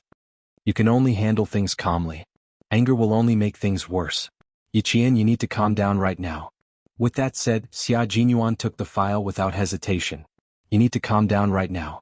Get some sleep and wait for Uncle Chen to wake up. Yiqian knew that he was in a bad mood, so he didn't refute Xia Jinyuan's words. He took a few deep breaths to suppress the anger in his heart. Okay, I'll rest for a while. I'll look at it after I calm down. I'll ask the guards to bring a folding bed over. You can rest here. In her current situation, it was better not to look at it anymore. If she also noticed the strangeness of Uncle Chen's words, her emotions would only fluctuate even more. It seemed that Yi Jifan's influence on Yi Qian was still quite big, even bigger than Yi Ying's appearance. The guard brought the foldable bed over, not forgetting to bring 2 quilts that reeked of disinfectant. Let's each take half a side. There was only one folding bed. Yi Qian, who was hugging the quilt, suggested, I'll sleep on this side and you can sleep on the other side. Let's rest together. It was tiring enough to accompany her. She couldn't let him suffer. Upon hearing this, Xia Jinyuan gestured to the small foldable bed. I'm afraid that if I lie down, the foot of the bed will break. I don't choose a place to sleep. You should rest. Last week her period had just ended. She had to train twice in a row and didn't rest in bed for a single day. It was said that girls must pay attention to keeping warm once a month, otherwise there would be endless trouble. She had run in the rain and rolled in the snow for 2 months in a row. Now that she was back and had a place to sleep, how could he let her suffer? She was afraid that he would suffer, and he was afraid that she would suffer. In the end, the major's domineering personality kicked in. He carried Yi Qian and placed him directly on the long table. You're so dishonest. You have to insist on arguing with me. Don't you know that I'm actually more stubborn than anyone else? Who can argue with me? Don't move, don't talk. Uncle Chen is still sleeping inside. The domineering major was in high spirits. He bent down and personally took off Yi Qian's military boots and jacket. Chapter 1867. Yi Qian really couldn't move. If she moved, the long table she was sitting on would creak. Not only was she afraid of waking Uncle Chen up, she was also afraid of alerting the 2 guards standing outside. After taking off his jacket, Yi Qian hurriedly covered his belt with her hands. You can't take off your pants. It'll make it easier for me to get up in the morning. She felt a little unnatural, afraid that he would really take off her pants. No, I'm not thinking of taking them off. Seeing her unnatural expression, Xia Jinyuan lowered his head to hold back his laughter and carried her to the foldable bed. Go to sleep. Have a good night's sleep. We can still sleep for 3 hours after the shift changes at 7. We've overworked our brains during this period of time, so we need to rest well. It won't be too late to think about things when we wake up. Faced with the determined major, Yi Qian lay down in bed and got up on her elbows. She still asked worriedly, How are you going to sleep? Get the guards to bring another layer of blankets and sleep on the floor. Xia Jinyuan hugged the blankets and put his feet on the long table. He leaned against the corner of the wall that was warmed by the heater and raised his eyebrows. This is good. The heater is facing us, so we don't have to worry about catching a cold. It was still winter in the capital, so the hospital was still using central heating. Yi Jian watched him close his eyes as if he was too tired to say another word. Only then did she lay back down gently on the bed. She was a person who could calm down quickly. She was no longer as angry as she was before. She snuggled a little deeper into the bed, only her short black hair was visible, so he couldn't tell if she had closed her eyes or fallen asleep. Xia Jinyuan quietly opened his eyes and saw that she was lying motionless under the blankets. Only then did he relax and close his eyes again. There was a faint smile on his handsome face and he soon fell asleep. The shift changed at 7 o'clock. Xia Jinyuan only slept for 2 hours before opening his eyes. Sleeping in this position was not comfortable at all. 2 hours was his limit. His legs were long and slender to begin with, so when he put them down they were like a bridge. When he put them down, his legs were numb and didn't feel like his own legs at all. He only gently put on his military boots when his blood flow returned to normal. 2 hours of deep sleep had swept away most of the fatigue in his body. He stood up and looked into the room. He met the eyes of Principal Chen, who had just woken up less than 10 minutes ago. The two of you are too good at tormenting people. Why didn't you go to the hotel next door to rest? Can you sleep well if you sleep outside? Principal Chen lectured a little unhappily. After more than 40 days of high-intensity training, you should have a good rest when you come back. How can you mess around? During the emergency treatment, the military was afraid that something would happen to him, so they told him that Yi Qian was training with Xia Jinyuan and asked him to persevere and wait for Yi Qian to return. Although he didn't know where the training was, if it could make Yi Qian neglect his studies, it must be a very important and high-intensity special training. He did not feel sorry for Yi Qian during training. Soldiers did not have the right to think that training was tiring. He would only feel sorry when training was over. He would feel sorry for not having a good rest. How can I be at ease if I don't see you? Also, don't you know Yi Qian? If she doesn't come to see you, even if I tie her up and take her to the hotel, she will still find a way to escape. Xia Jinyuan poured a glass of warm water and handed it to him. Have a glass of water first. The guard said that Uncle Chen didn't like to be served by others. It was as if he was a good-for-nothing who could only be taken care of. Xia Jinyuan kept that in mind and did not dare to feed him water. Uncle Chen, she hasn't woken up yet. I'd like to take this opportunity to ask you a few questions. I need you to answer them for me. Since this was a serious matter, Xia Jinyuan asked directly, I want to know if you have any scruples about Yi Zhifan. Chapter 1868. Xia Jinyuan's words really gave Principal Chen a fright. He thought that Xia Jinyuan had found something. No, it was impossible to find anything. If the military couldn't find anything, how could he have the time to investigate in the middle of training? Therefore he didn't find anything. He just had his suspicions. Principal Chen's body was injured, and his brain wasn't as fast as it used to be. He lowered his head and took a sip of warm water. He asked calmly, Why do you ask? Uncle Chen, take a look at this. Xia Jinyuan's gaze slid past Principal Chen's face. He took out a page of the report that he hadn't shown to Yi Qian. This is one of the military's investigation reports. It's also the military's investigation into whether there's anything wrong with Yi Zhifan. They want to confirm what you said. If he had only had his suspicions before, then Uncle Chen's act of drinking water just now confirmed his suspicions. Uncle Chen must have some misgivings about Yi Zhifan. In other words, he also suspected that there was something fishy going on this time. It might have something to do with Yi Zhifan. Principal Chen glanced at the single piece of A4 paper on top of the quilt. He put the glass of water aside and picked up the report. He unhurriedly opened it. What's wrong? Did I say something wrong? Principal Chen opened the A4 paper that Xia Jinyuan had folded for convenience. Although he looked calm on the surface, he wasn't calm on the inside. He casually glanced at it and sneered. There's nothing wrong with what you said. There's nothing false about cooperating with the military's investigation. Xia Jinyuan did not expect to get anything out of Principal Chen immediately. He was not in a hurry, but the color in his eyes darkened a little. He said slowly and elegantly, You told the military that you and Director Yi Zhifan did not have much of a personal grudge. This can be understood as a personal grudge. No matter how big or small it is, you and Yi Zhifan have a personal grudge. In the end you said, I don't think there's a need for him to do something that would ruin his career. Uncle Chen, I don't think, is a term of uncertainty and suspicion. It means that you've already suspected Yi Zhifan. Principal Chen, who was listening quietly, couldn't help but narrow his eyes. Deep in his eyes, there was a well-concealed surprise. Even the military didn't suspect him, but he actually suspected him from a few words. As expected of the Weapon King, this kind of sensitivity, this kind of intelligence, he was definitely not an ordinary person. Principal Chen was also a king among the snipers. If he didn't make a move, the people around him naturally wouldn't be able to tell. When the two generations of Weapon Kings met face to face, Xia Jinyuan knew that the veteran king was still better.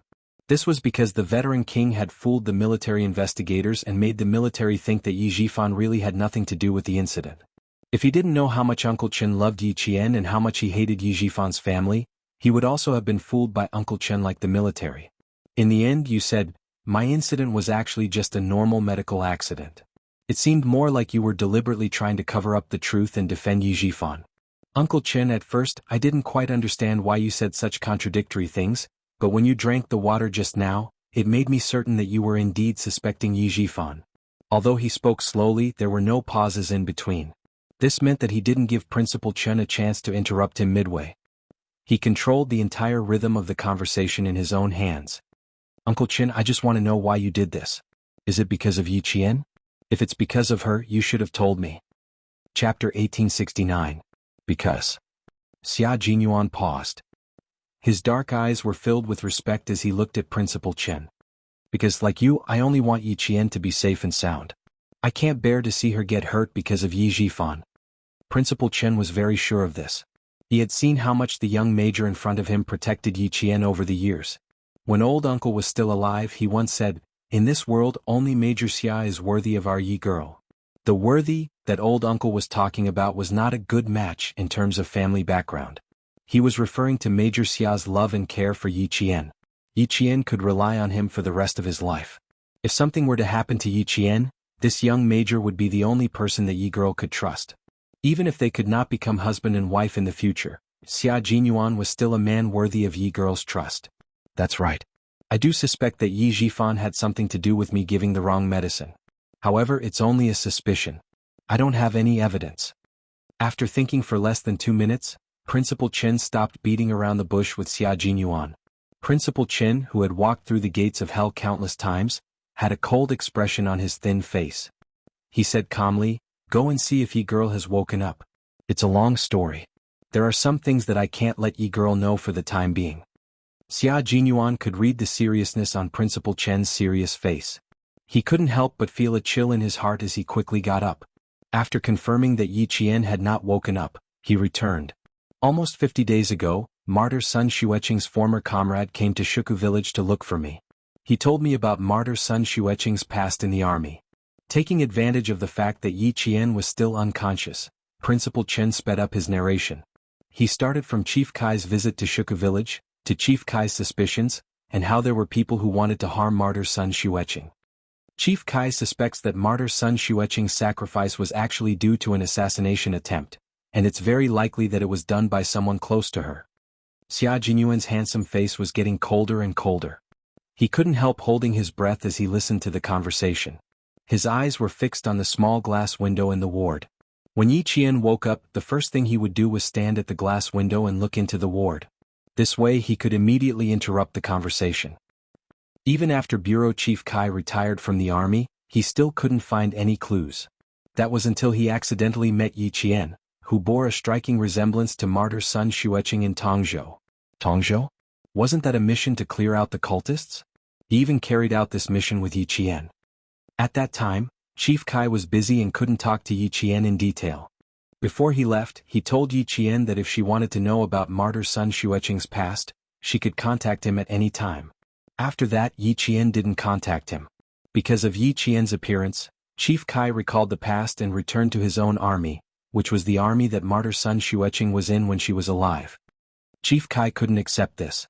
The army had information on all of them, but there was no information on Martyr Sun Xueqing, who sacrificed herself for the country.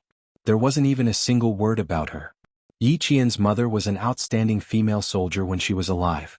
She was also one of the first batch of female soldiers to officially join the female special forces. She had made countless contributions to the country and was personally received by the president during the commendation ceremony. She was one of the first batch of female soldiers who had made countless contributions to the country and had the highest honor. In the end, the army that she was in when she was alive didn't even have a single word about her. Her contributions to the army were erased just like that. It was equivalent to erasing Martyr Sun Xueqing's entire being. Chapter 1870. What did this mean? This meant that it was a covert denial of the existence of such a martyr, denial of this person, denial of all this person's contributions. It made everyone forget her, completely erasing her from everyone's memories. At this moment, Xia Jinyuan, who was also a soldier, was furious. How dare they? That's right, they are indeed brave. When this matter was brought up again, Principal Chen was also angry. No soldier could accept this fact. This was an insult to a soldier. If Martyr Sun Xueqing had made a big mistake, it would be fine. But she didn't. She was a soldier who sacrificed herself for the country. How could she be treated so unfairly? After Martyr Sun Xueqing passed away, the army sent her belongings back. Among her belongings was a very precious hornless dragon jade pendant. When this jade pendant landed in Yi Jifan's hands, it became a protective talisman for his meteoric rise as an official. Xia Jinyuan immediately frowned. Uncle Chen, I don't quite understand what you're saying. How could a piece of jade become a protective talisman for his meteoric rise? First of all, Yi Jifan was able to become an official because he was protected by martyr Sun Xueqing. The government made him a village official so that he could take good care of Sun Xueqing. Later, the village official became an official in the town and gradually became an official in the city. Uncle Jen said that with the protection of the jade pendant, Yi Jifan would rise higher and higher in the ranks, but he would also fall even more miserably. The young major's brows were already furrowed. It was obvious that he didn't believe it. Principal Chen sighed and said seriously, "I didn't quite believe it at the time, but I knew that Uncle Jen wouldn't say such things for no reason." Also, he said that the jade pendant wasn't something good and told Yi Jifan not to take it back. Although I didn't believe it, I still took it to heart. It wasn't until I was hospitalized with gastric bleeding that Yi Jifan approached me in the name of returning martyr Sun Xueqing's relic to the little girl. I suddenly thought of the jade pendant, what Chief Kai said and what Uncle Jen said. Thinking of this, Principal Chen said, "Martyr Sun Xueqing used her own life to get an official position for Director Yi so that her daughter could be taken care of. In the end, Director Yi got the benefits but forgot the kindness." As he said these words, he had been paying attention to Yi Jifan's expression. He saw that his face had suddenly turned cold, and a deep viciousness had flitted across it. He knew that Yi Jifan had become suspicious. He suspected that he knew something. His expression told me that the benefit of the jade pendant was to protect his promotion. Uncle was right. I was still waiting for him to come again and deliver martyr Sun Xueqing's relic, but something happened to me at around 11 that night. After saying so much, Principal Chen drank all the water in the cup. I warned Yi Jifan and something happened. I was lying when I said that I didn't suspect him. But everything needs evidence. The military and the Southern Province Police did their best to investigate. Even the doctors and nurses in the hospital who knew that I was hospitalized were investigated. There was no evidence that pointed to Yi Jifan wanting to murder me. Major Xia, if you were me, you wouldn't insist that Yi Jifan has a problem. I know that there is a high possibility that he has a problem, but I have no evidence. Moreover, if he really did do it, his actions made me happy. What does this mean? It means that the jade pendant is important. Chapter 1871. Headmaster Qin, who was originally angry because of Yi Jian's mother's incident, sneered coldly. His actions are a sign of guilt. It also shows that there is someone behind the jade pendant who is secretly supporting him. Just now, I said that Chief Kai of the Tongzhou police station suspected that martyr Sun Xueqing was sacrificed. He also said that he erased all of her deeds in the army. Major Xia, with your intelligence, you should know why I didn't directly say that I was actually suspecting Yi Jifan. Xia Jinyuan, whose face was already cold, answered in a deep voice, "Because you wanted to help Yi Qian lure out the murderer who killed his mother. Because at this point, you know that the murderer's identity is definitely not simple. Because he has the ability to protect Yi Jifan from a village official to a provincial official." At the mention of Yi Jifan, the young major's dark eyes rippled. I investigated Yi Jifan a long time ago and found that there was someone behind him, but I didn't find anything. This also shows that this person's identity is not simple and is very well hidden. There's one more thing I need to tell you. Yi Jifan has already connected with my family Xia's enemy, the Du family. The Du family's chief of staff Du has been at odds with my father since he was young. Chief of staff. Principal Chen's expression changed drastically. He asked in shock, "The General Staff Department?" "Yes, the General Staff Department, but he's a deputy." Xia Jinyuan nodded. His thin lips pressed together and the coldness in his eyes deepened. It's quite surprising that he has connections with the Du family. The eldest son of Chief of Staff Du Kaiwei, is the commander of a brigade in the Nongguang military region. After participating in a drug production cleanup operation in the village, he was targeted. One time he went out for dinner and was suddenly attacked with a knife. He was coincidentally saved by Yi Jifan, who was eating with him. It said that if Yi Jifan hadn't blocked the knife, it would have directly cut Du Kaiwei's neck and killed him on the spot. Now that you've heard about this jade pendant, even I have my suspicions. Such a big coincidence. Is it a coincidence? Or was it arranged by someone? It's such a coincidence that I saved the eldest son of Chief of Staff Du, who doesn't get along with my family Xia. Even the experienced Principal Chen couldn't help but gasp. You mean, the person behind the jade pendant knows that the Du family and family Xia don't get along, so they deliberately let Yi Jifan get close to the Du family? Well, it turns out that I didn't think about it. It was you who mentioned the jade pendant that made me suspicious. When Yi Qian was adopted by Yi Jifan's family, they didn't beat her or scold her. They raised a smart girl into a good-for-nothing. Uncle Chen, what does this mean? This means that someone instigated Yi Jifan to raise Yi Qian into a cripple. He purposely got that comrade of martyr Sun Xueqing to tell Chief Kai that Yi Qian had died after falling into the water. That person didn't want others to know about Yi Qian's existence. But that person had some misgivings and had no choice but to keep Yi Qian alive. But he was very unwilling. Even if he kept Yi Qian alive, he only wanted to see a good-for-nothing like Yi Qian. That's why he instigated Yi Jifan to turn Yi Jifan into a cripple. Xia Jinyuan was terrifying. His logical thinking and analytical skills were as rigorous as a net.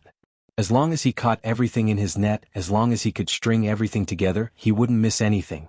It was just a combination of what Headmaster Chen and Chief Kai had said, combined with Yi Jifan's various guesses, one after another, popping out from his mouth. It wasn't a whimsical thought, but a logical and well-founded one after another, cutting into the facts and analyzing them one by one. Chapter 1872. Xia Jinyuan's analysis was like a clap of thunder, one after another. Principal Chen was originally leaning against the headboard of the bed, but after Xia Jinyuan's in-depth analysis, he couldn't help but sit up straight. Although he was thin, his expression was still firm. The more he listened, the more serious his expression became. Major Xia, who was born in a military family, and whose elders and brothers were either in politics or the military, was definitely more politically sensitive than a retired soldier like him. Every word he said would not be shot without aim, and his speculations would not be made carelessly. On the contrary, Headmaster Chen felt his back drenched in cold sweat after hearing his speculation. He and Uncle Jen had both made a mistake. Uncle Jen and I have both made a very serious mistake. Principal Chen, who had a serious expression, punched the bed with one hand and said in annoyance, "All this time, Uncle Jen and I have only thought that Yi Jifan's family treated Yi Qian this way because they didn't want the little Yi girl to be too outstanding and overshadow Yi Ying. That's why Sun Dongqing always made things difficult for the little Yi girl. She either hit or scolded her because she was afraid that the little Yi girl would steal Yi Ying's limelight." It wasn't just Principal Chen and Uncle Jen who thought this way, but everyone in the village thought this way.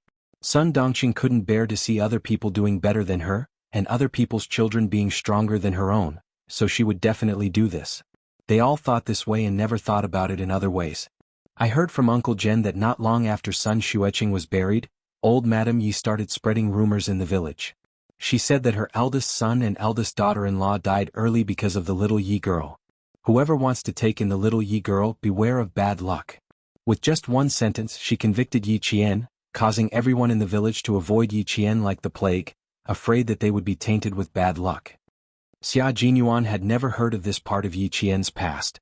When he heard it, every word turned into fine steel needles that pierced his heart.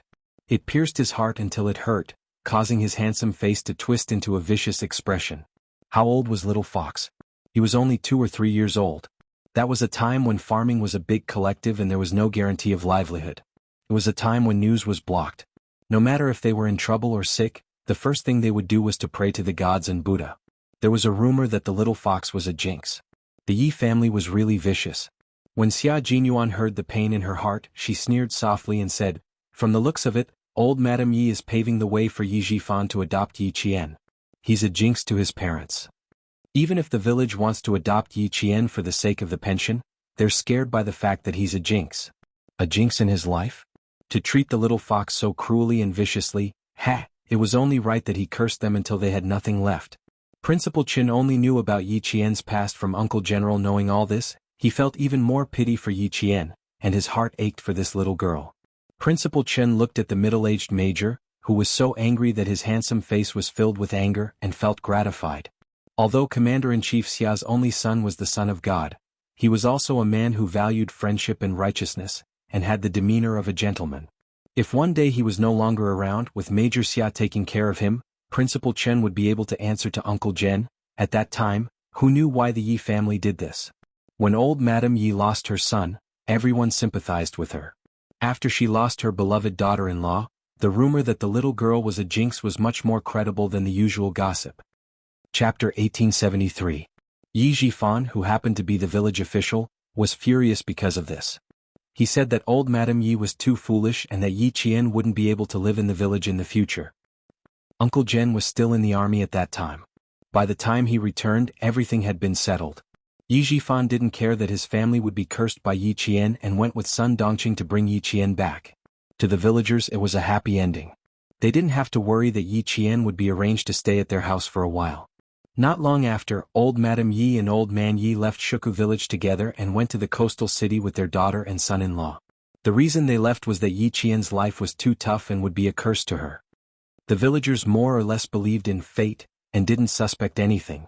Even when Sun Dongqing treated Yi Qian badly, the villagers didn't say anything. Yi Qian's life was too tough. Sun Dongqing raised her well. It was normal for a child to be beaten and scolded. If a child was disobedient, wouldn't they also be beaten and scolded? But who knew that not only did Sun Dongqing beat and scolded Yi Qian, sometimes she also didn't give Yi Qian food to eat. Other than dressing similarly to Ying, who knew what she did when she closed the door? Principal Chen recalled the expression on his uncle's face when he talked about these things. Every wrinkle on his weathered face was filled with deep guilt. It was a deep guilt towards Yi Qian. Even though Xia Jinyuan knew that Yi Qian's childhood wasn't smooth sailing, he never thought that it would be so tragic. Suppressing his anger, he closed his eyes gently and suppressed the surging anger in his heart. He said to Principal Chen, "Uncle Chen, tell me more about Yi Qian's childhood. I'll see if there are any other suspicious points." He wanted to know everything about her. He didn't participate in her past, but he wanted to know everything. He wanted to know how painful it was for her back then so that he could dote on her more in the future. He wanted to make up for all the pain she had suffered. He wanted to take responsibility for the rest of his life. Little Ye's childhood, sigh. Before he could say anything, Principal Chen's long sigh turned into a sharp thorn that pierced straight into his heart after entering his ears. It hurt so much that he had to clench his fists tightly to suppress his anger. At least in the eyes of the villagers, Yi Jifan is living a good life. Every time he comes back, the first thing he says is, "Yi Qian, come out and see what delicious food I brought for you." After a long time, the neighbors started to feel that Yi Jifan had not let big brother and sister-in-law down. He wasn't afraid of being jinxed by bringing his niece Yi Qian into his home. "Every time I come back from the army, I'll ask about little Yi. Naturally, what I hear is that little Yi is doing well. She has food, clothes, and even goes to school." Later on, little Yi grew up a little. Everyone in the village knows that little Yi is naughty. She likes to get into trouble and likes to lie. Sometimes Ying has to apologize on her behalf. When she was in 4th or 5th grade, she almost froze to death in the snow. Luckily, Uncle Jen found her and brought her home. Unfortunately, little Yi at that time wasn't the little Yi now. She didn't accept any help from me at all. Every time I went to look for her, I would be scolded by Sun Dongqing. After looking for her a few times, I gave up. Just like that, little Yi lived in Yi Jifan's house. On the surface, everyone thought that she was living a good life. Scolding, beating, and framing became a common occurrence in the family. If she didn't say anything, no one would know. Chapter 1874. Under such circumstances, none of the villagers would stand up for Yi Qian. Even though the villagers were down-to-earth and narrow-minded and did not stir up trouble, in the face of Sun Dongqing's scolding and beating of Yi Qian, they believed that as long as Yi Qian had food to eat, a place to stay, and a place to go to school, that would be enough. It was normal for them to be scolded and beaten for being naughty. Faced with Yi Qian's tragic past, Xia Jinyuan clenched his fists several times before he asked in a low and hoarse voice, "Did Yi Jifan ever scold or beat Yi Qian?" No, it was always Sun Dongqing who stepped in, so it was not convenient for Uncle Jen to stand up for Yi Qian sometimes. When he saw that she was unwilling to come back, he just assumed that Yi Qian was doing well, so he gave up on bringing her back. Principal Chin sighed as he talked about Yi Qian's childhood. It wasn't until the second day of Chinese New Year that Yi Qian came to her senses and resolutely left the Yi family to look for Uncle General. You know what happened after that. That was when Yi Qian's bitter days finally came to an end. As for her past, if Uncle Jen hadn't asked about it, I wouldn't have known that she was living such a bitter life. Uncle Jen blamed himself and kept telling me that he blamed himself for not persevering and leaving the child in a wolf's den. After hearing about Yi Qian's childhood, Xia Jinyuan, whose eyes were slightly red, was silent for a long time before he said in a hoarse voice, "Yi Qian almost froze to death outside in the 4th or 5th year of Chinese New Year. What was the cause?" On the eve of Chinese New Year, Yi Qian did something wrong and angered old Madame Ye's one-eyed son-in-law, Sun Yaozu, who kicked him. Old Madame Yi also thought that Yi Qian was a jinx to her and was an unlucky person, so she ordered Sun Yaozu to throw Yi Qian, who was pretending to be unconscious, to the edge of the field. Just like that, Sun Yaozu's name was engraved in Xia Jinyuan's heart. He would settle the score with him and old Madame Yi. Life had given his little fox so many trials and tribulations, but she had never bowed her head and admitted defeat. Once she woke up, it was as if she had been reborn from the ashes. No matter how difficult the road ahead was, she had persevered and walked on with gratitude. Principal Chen told Xia Jinyuan everything he knew. Xia Jinyuan not only felt distressed, but also found all kinds of suspicious points while digesting all the past events. Yi Zhifan never hit or scolded Yi Qian. He never asked Yi Qian what trouble he got into or what lies he told. He also never cared about Yi Qian's studies. Even when Sun Dongqing hit or scolded Yi Qian, he didn't ask. It wasn't until the incident on the second day of Chinese New Year when Yi Qian was forced to drop out of school that Yi Zhifan stood up for the first time. He said that Yi Qian got into trouble because of him as her uncle.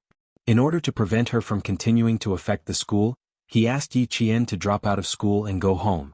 This was the only time Yi Zhifan came to school for Yi Qian.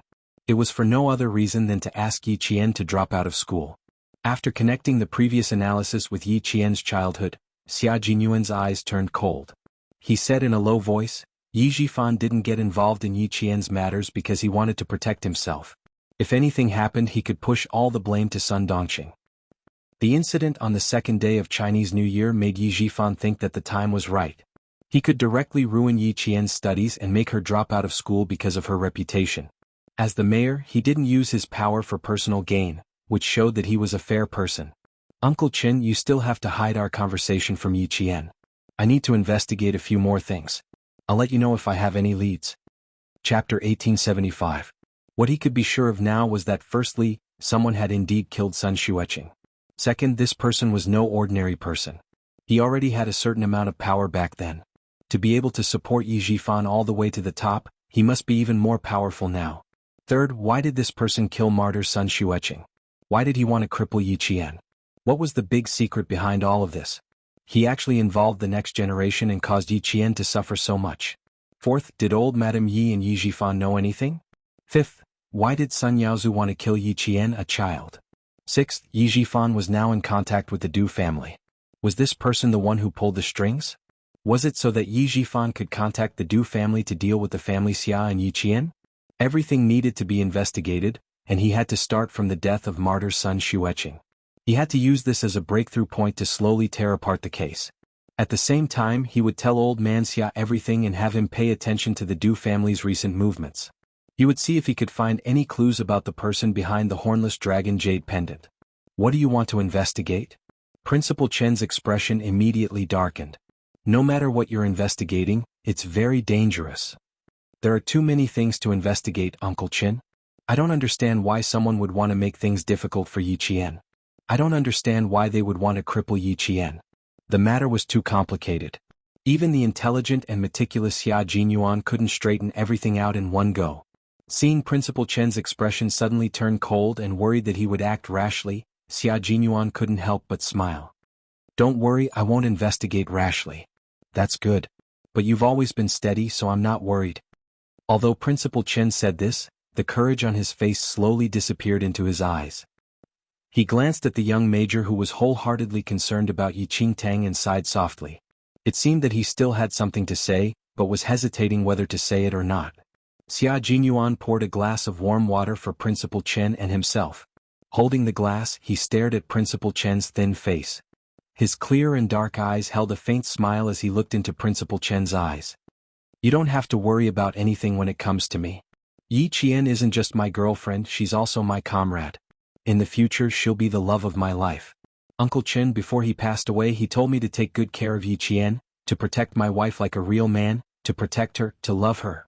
I promised Uncle that I'd use my entire life to treat Yi Qian well. His last words moved Principal Chen. He knew that Xia Jinyuan could tell that he was hesitating because of Yi Qian. If you want to say it, you can say it now.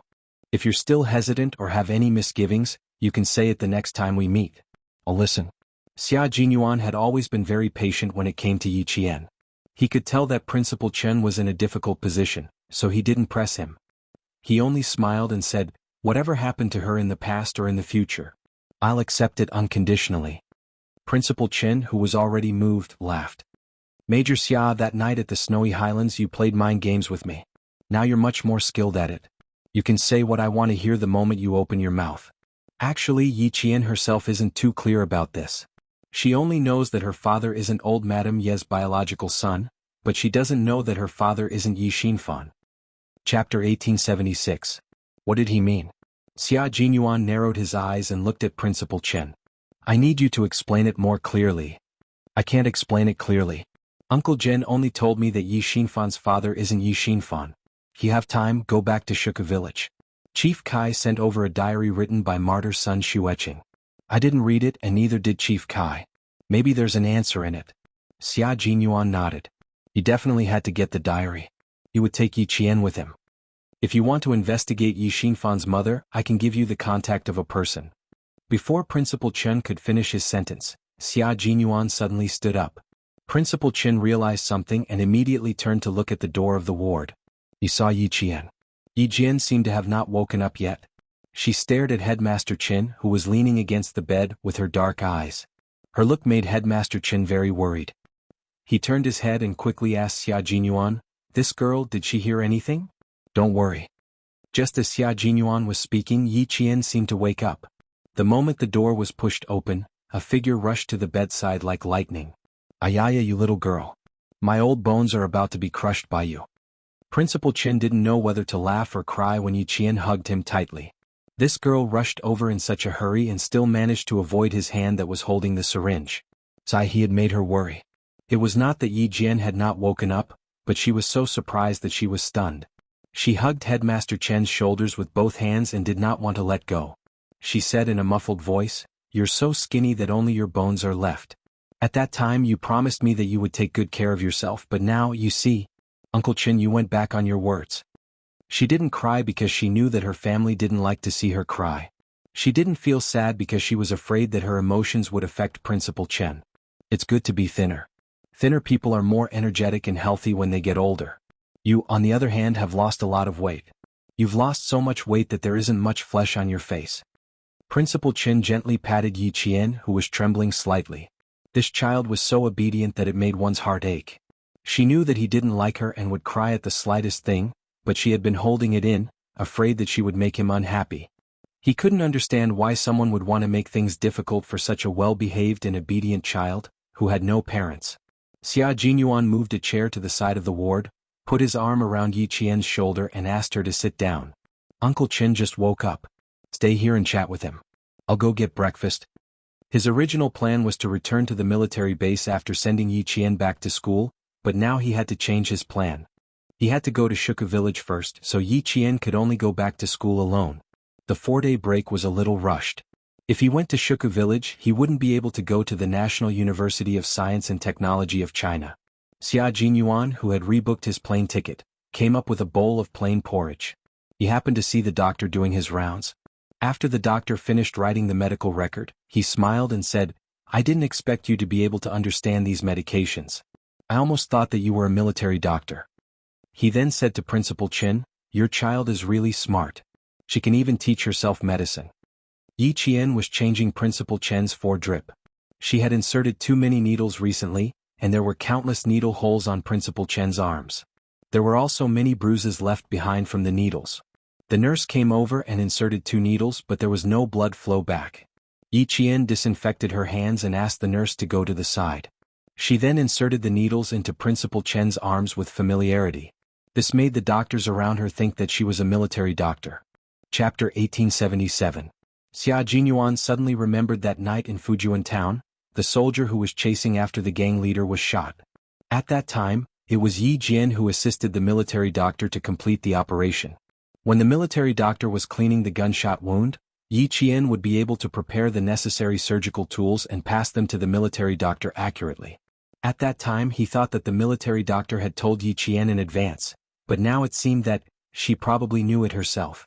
Why did she know it? How old was she at that time?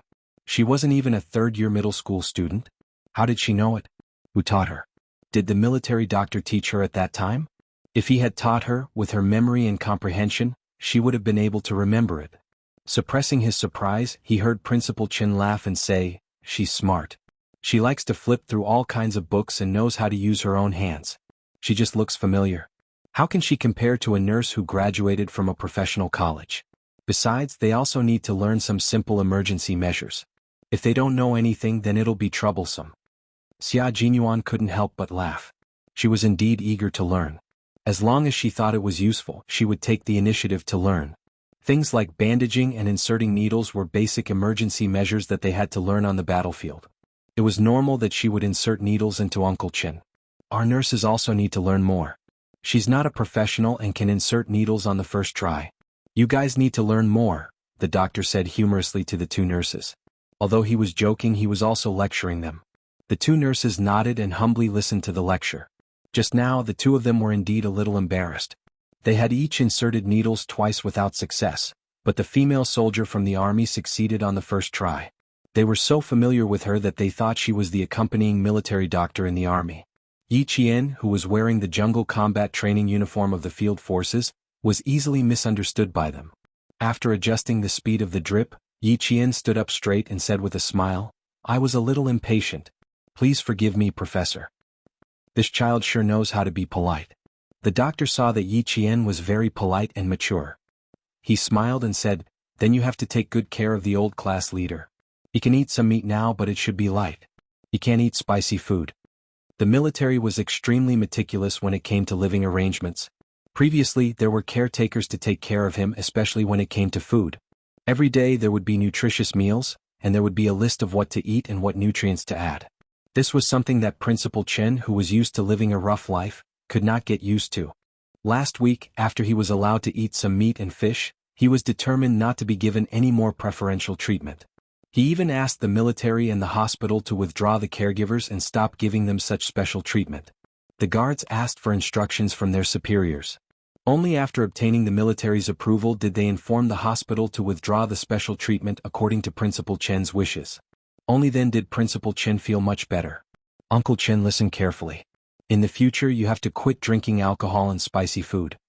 Although there were no caretakers, Yi Qian could supervise him better. Hearing this, Yi Qian immediately asked the doctor what he could and could not eat. He asked so carefully that Principal Chen could only feel helpless. When the doctor left, he even joked, "Looks like your nemesis is here. Our nurses will have an easier time in the future." The old class leader was very cooperative in other aspects, but he was not cooperative when it came to his daily life. He was afraid that the hospital would give him special treatment. Every time the caretakers delivered food, they would explain it in detail. Sometimes they would even ask the nurses. This caused everyone in the department to collectively tell them that the food was from the cafeteria every day. Chapter 1878. To Principal Chen, the food in the cafeteria was more than enough. He did not need to be served like an empress dowager. To him, the food in the cafeteria was more delicious and appetizing. Abstaining from alcohol and spicy food is not a problem. Just don't arrange for any caregivers. I already feel that it's too troublesome to arrange 3 shifts of guards to watch over me. I feel like I'm going to become a useless person if you arrange for more. Principal Chen, who was drinking millet porridge, said earnestly, "You've already caused a lot of trouble for the military. You can't be so meticulous about everything." "Little Yi, remember not to make any requests. Uncle Chen, I'm just seriously ill. I'm not crippled. I don't need anyone to take care of me. Don't treat me like a useless person. I don't like to be served like this." Yi Qian knew Principal Chen's temper. He had the same temperament as Uncle General. If the military needed them, they would be duty-bound to join the military. But when they returned to their daily lives, they would have to solve any problems on their own. They would never trouble the military. Uncle Chen was a strong-willed person and was once a world-class sniper. How could he accept a life of being taken care of everywhere? This kind of life might be good for others, but for Uncle Chen, it was denying his ability to continue contributing to the military. This was what Uncle Chen could not accept the most. Hearing this, Yi Qian smiled and said, "I'll remember what you said. I won't make any requests to the military." "But when you say return to the military, do you mean your second military service?" Otherwise, Uncle Chen would not say that he would return to the military directly. Instead, he would say that he would visit the military occasionally. Return to the military directly? Xia Jinyuan, who was putting a steamed bun on Yi Qian's plate, could not help but look over. "If you stay in the military all the time, you can. You'll be happier too." According to China's military service law, retired soldiers could not return to the military in principle. However, if the military specially recruited them, they could still return to the military. However, they were not considered veterans. They were only specially recruited. It was like a university inviting an old expert to teach a class. Yes, I'm re-employed as a special recruit, so I can't be considered an official soldier. But when I return to the army, there will be no one at home. If you want to go home. Principal Chen hesitated.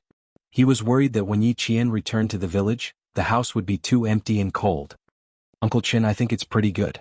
In the future, as my training and studies become more intense, I'm afraid that I won't be able to return to the village often. When I enter the army, it will be even more difficult for me to return.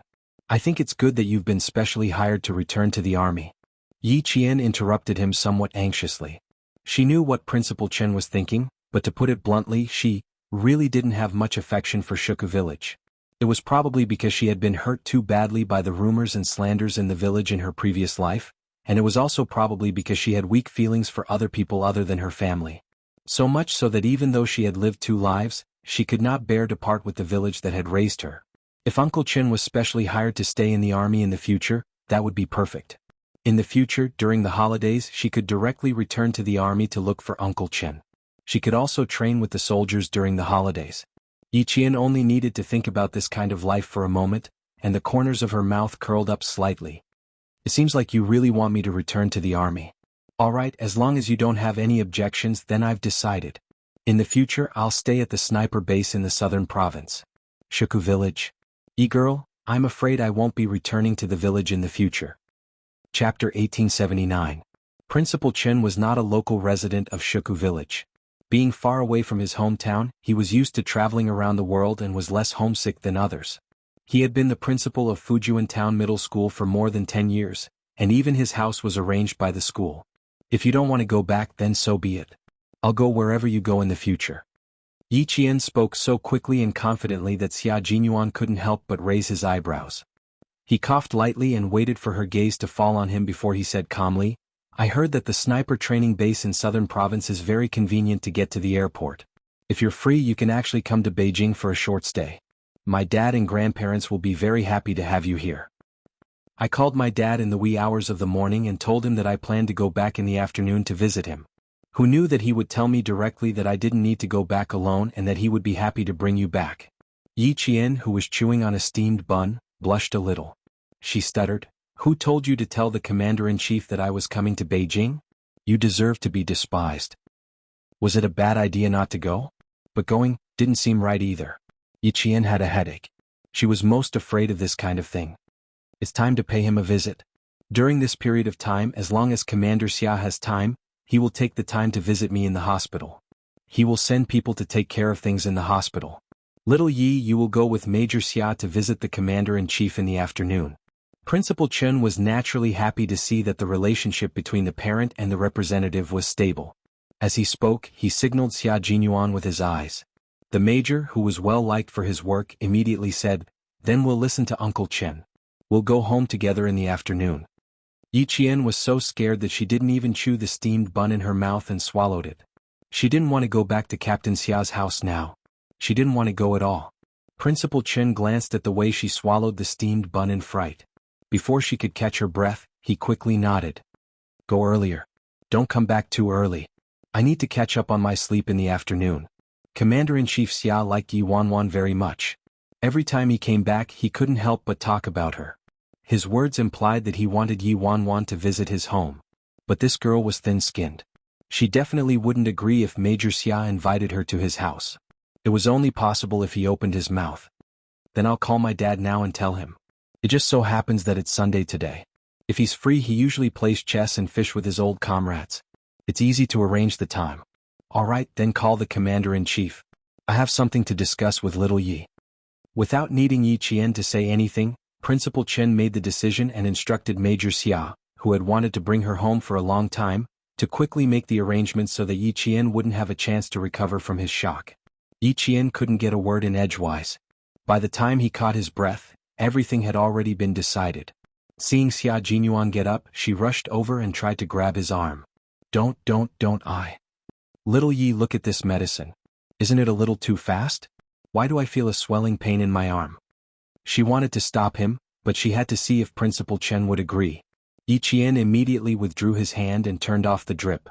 He asked anxiously, Other than the swelling pain, do you feel anything else? Does your heart beat faster?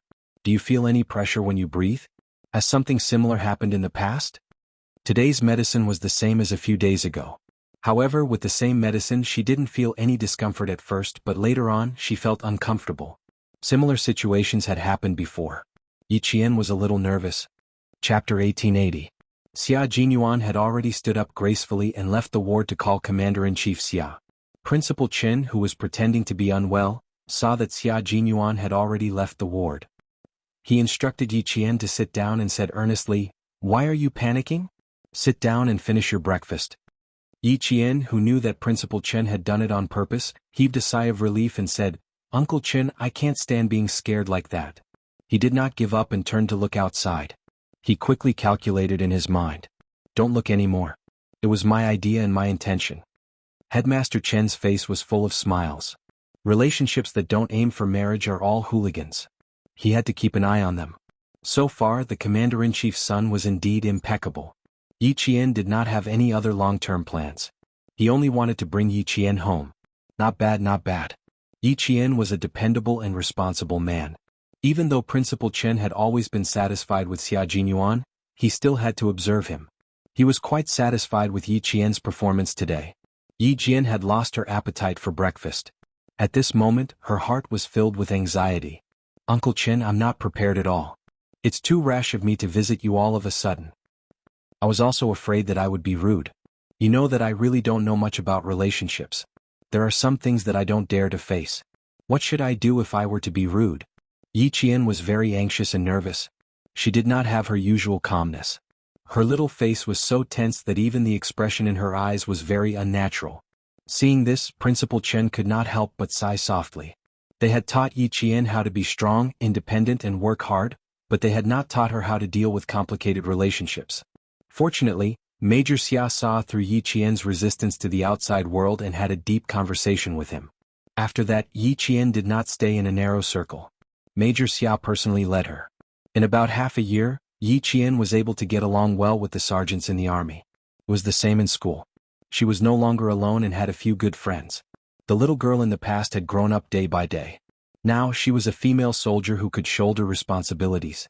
In a few years she would be at the age to talk about marriage. Looking at her fearful and uneasy appearance, Headmaster Chen gently patted her arm and said earnestly, "Girl, don't be too nervous. Don't be afraid of being rude. In Uncle Chen's eyes, you have always been an honest, trustworthy and well-mannered child. How can you think that you will be rude? Even if you do something wrong, don't you have Major Xia? With him around, what are you afraid of? Or are you saying that you don't want to go because you've never considered that your relationship with Major Xia will last a long time?" No, I just wasn't prepared." She had lived for 2 lifetimes before encountering something like this, so there was always a sense of fear in her heart. She did not have the confidence and was afraid that she would not do a good job. "Do you think that if I suddenly go over, Commander-in-Chief Xia will think that I'm not very sensible?" The more she spoke, the more nervous she became. Seeing that she was about to twist her fingers into pieces, Principal Chen did not know whether to laugh or cry. "Why are you so worried? You are not afraid of anything. Why are you afraid of going to the Commander-in-Chief's house? Besides, this time you are going there to thank the Commander-in-Chief for taking care of me. How can it be rude? If you come and don't go, it will be rude." Chapter 1881. The Commander-in-Chief is also looking forward to you going, which shows how satisfied he is with you. Little girl, although you are still young and Uncle Chen has never been married before and doesn't know how to get along with marriage, Uncle Chen is here to tell you that marriage is definitely not a matter between you and Major Xia, but an important matter between 2 families. If the Commander-in-Chief's family is satisfied with you, then that is a true marriage. If he is not satisfied, no matter how good Major Xia is to you, Uncle Chen will never agree to let you be with him. Go over today and thank the Commander-in-Chief for taking care of me. Tell him that I, Chen Dongfeng, have nothing else but to train a few more excellent snipers and not let the troops down." With this heart-to-heart talk, Yi Qian suddenly felt a lot less burdened. Meeting the parents was a very cautious thing. Although she knew that Commander-in-Chief Xia was satisfied with her, she was still afraid that her relationship with Du Jiayi would implicate the Commander-in-Chief. After all, Du Jiayi's father was Chief of Staff Du of the General Staff Department and was not on good terms with the Commander-in-Chief. If Chief of Staff Du knew about her relationship with Captain Xia and wanted to help his daughter, would he go against the Commander-in-Chief again? Wei Jiyue had said that Chief of Staff Du and his wife, Madame Li, We're very protective. Don't feel burdened. Uncle Chen believes that you will do well. If the commander-in-chief asks you to stay for dinner, don't refuse, okay? It is not easy for Major Xia to come back to the capital. If you refuse to eat, he will definitely come with you. You want to spend more time with me, but you have to think from Major Xia's point of view. Who doesn't want to spend more time with their family? Especially since both of you are soldiers and you spend very little time at home. What you do is so dangerous. Your family will only be relieved if they see that you are safe. Girl, no matter how nervous you are, you have to go. There were no flowery words or grand principles. Headmaster Chen's words were simple and easy to understand principles of how to deal with people. Yi Qian nodded gently.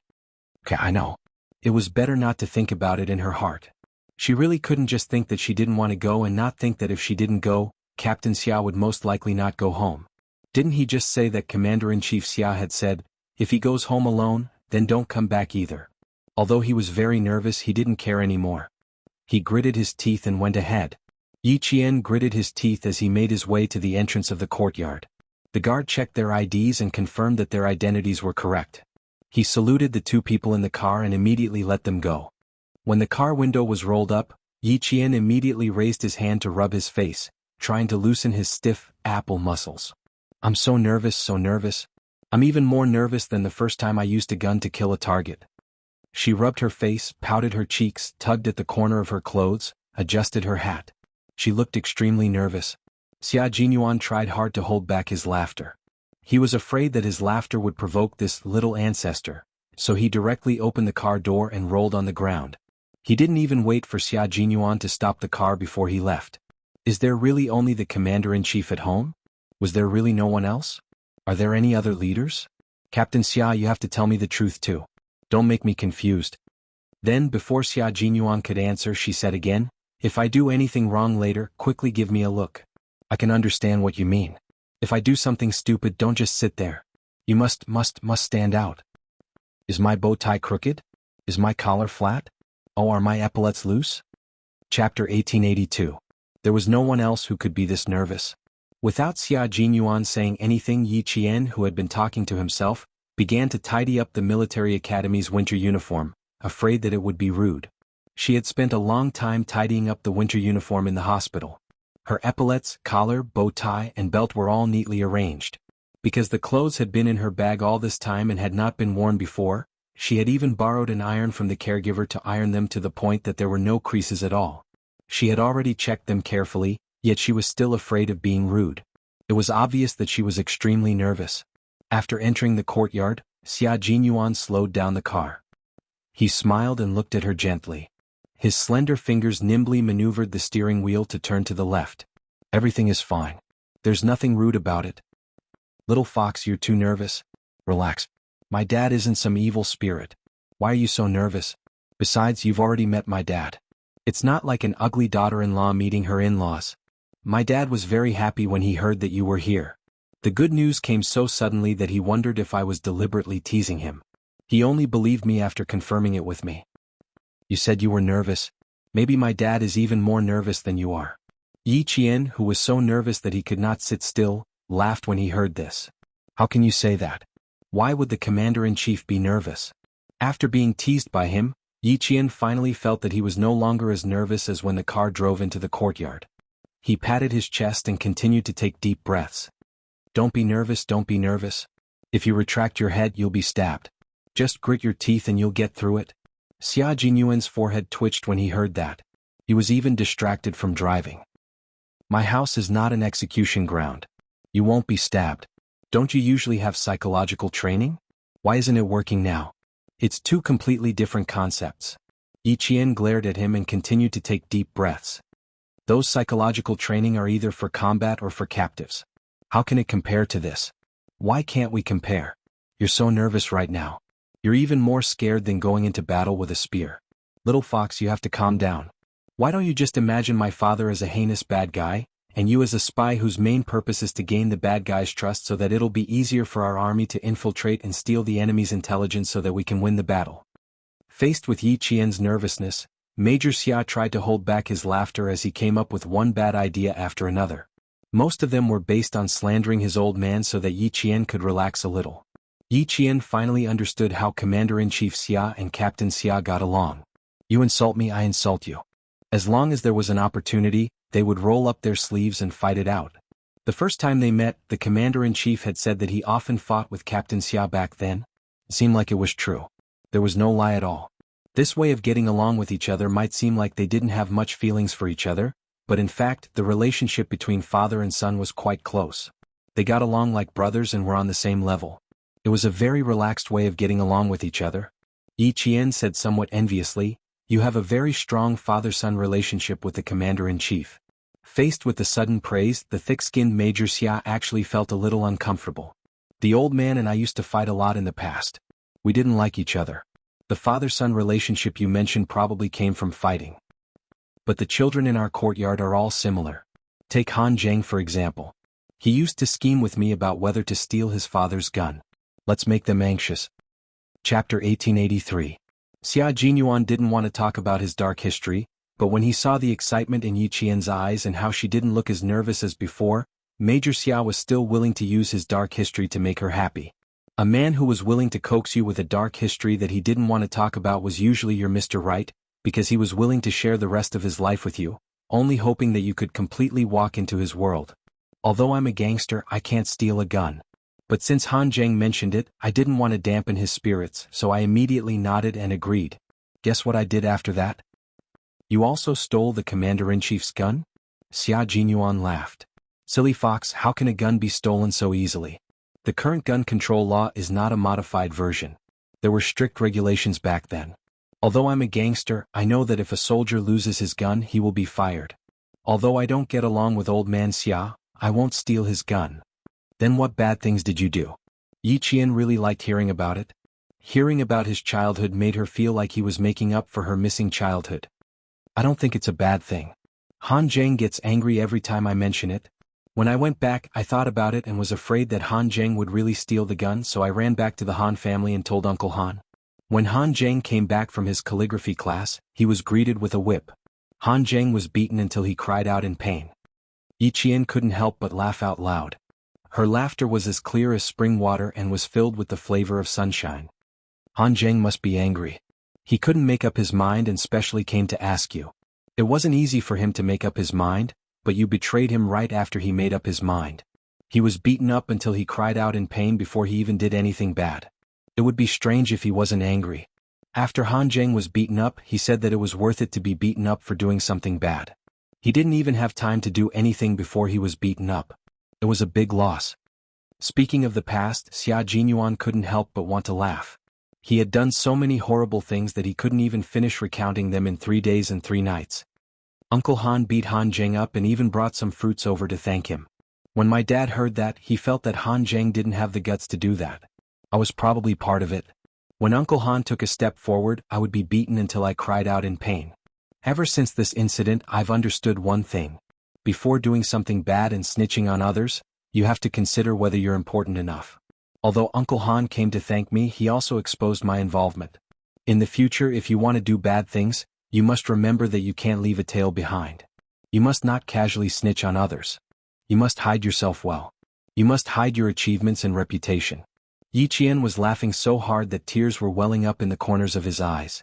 Even though Captain Xia did not have a mother by his side during his childhood, he was still very happy with the love of his family. Captain Xia, you're very lucky, she said sincerely. Trust me, little fox, we will always be happy. Her childhood was filled with darkness. He was willing to use his own childhood to fill her with longing for her childhood life. With Xia Jinyuan's childhood memories, Yi Qian's tense heartstrings finally relaxed. When the car drove into an ancient Shanghai courtyard that was even covered with ivy vines outside the red walls, the smile on Yi Qian's face did not disappear. When the security guard saw the car drive into the garage, he immediately went into the room to report. Commander-in-Chief Xia, who had long been prepared for his future daughter-in-law's visit, quickly stood up, straightened his clothes and personally opened the door to welcome her. At least that guy had some ability. He knew how to coax his wife back. Chapter 1884. The compound arranged by the military for Commander-in-Chief Xia had a large area of vegetation. In front of the old Shanghai-style compound, there was a corridor that looked like a modern sky garden. The corridor was made of red bricks and was not painted.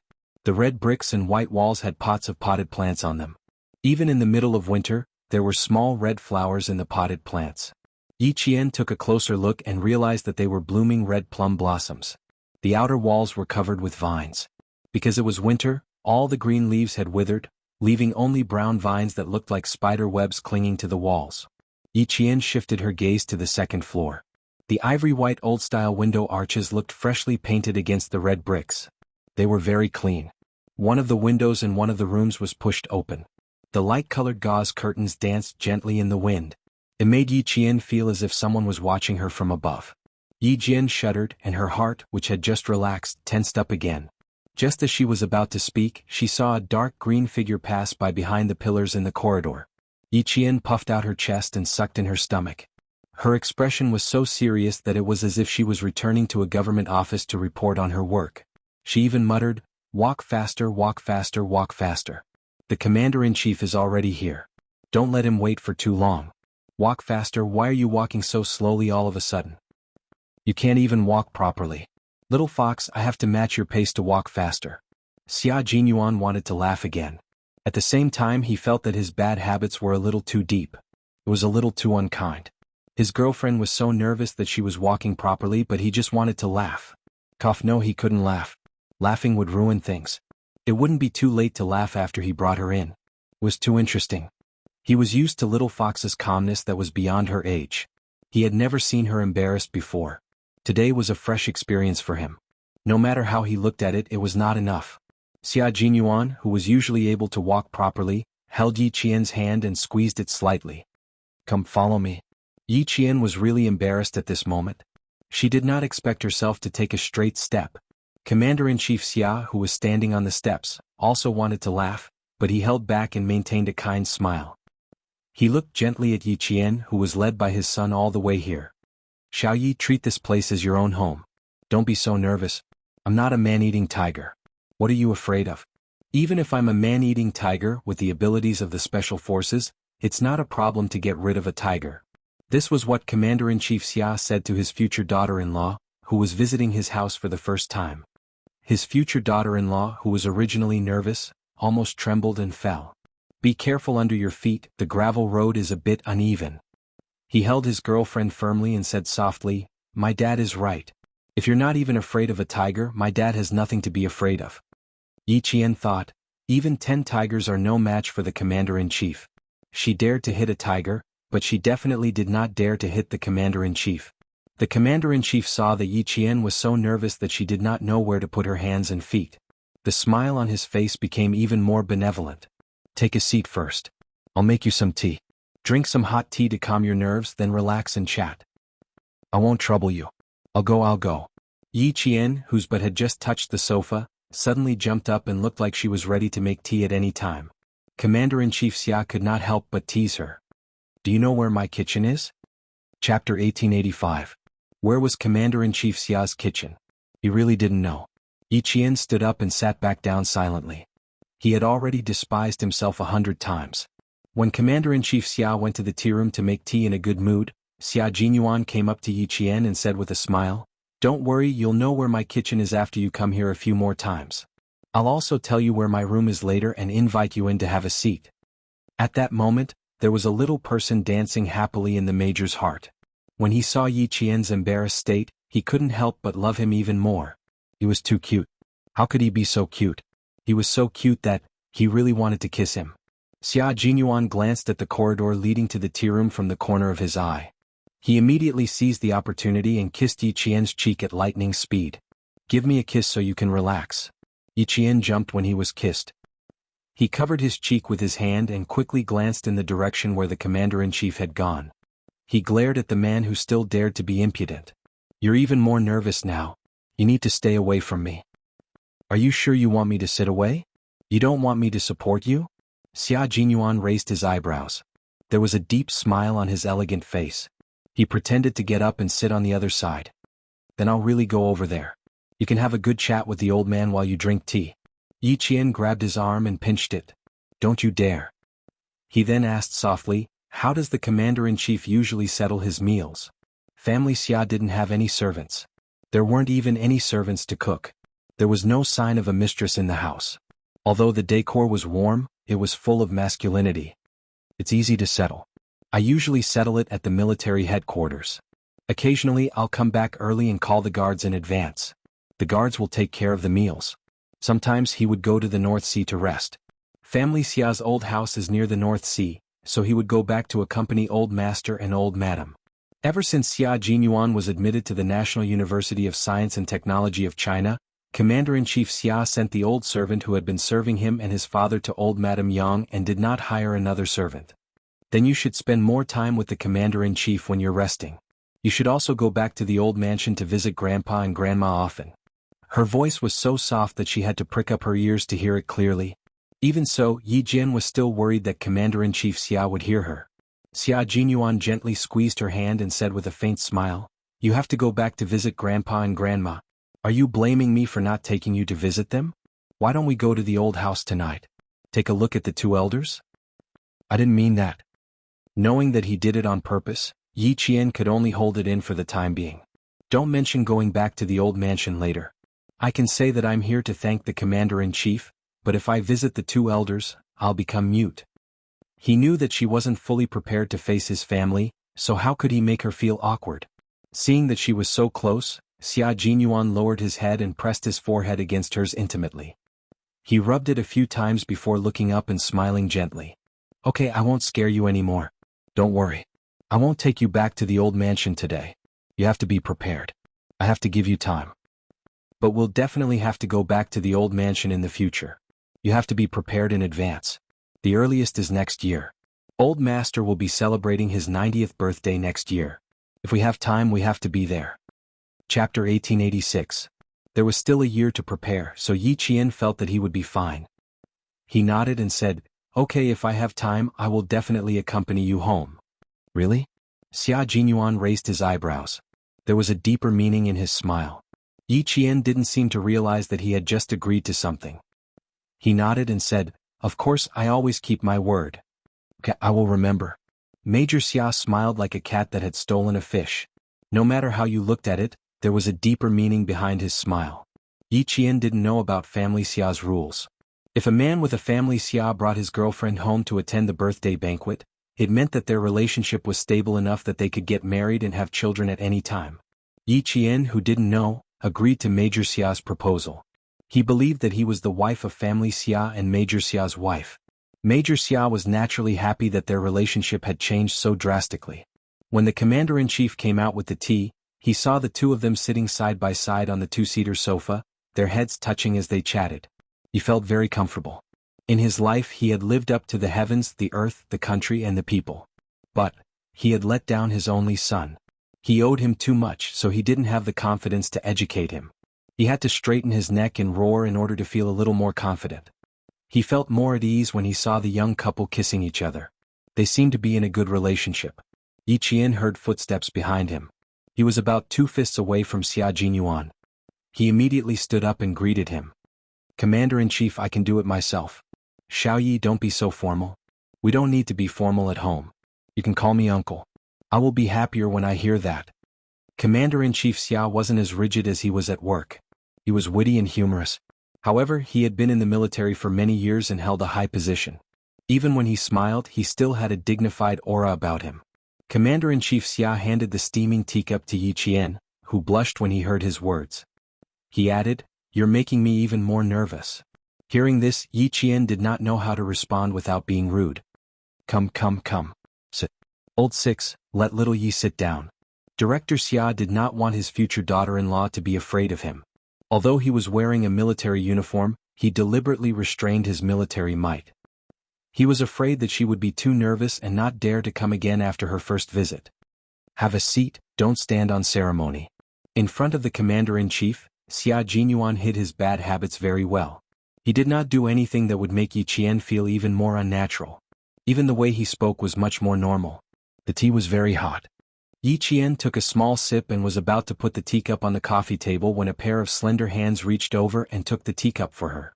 "Be careful not to burn yourself."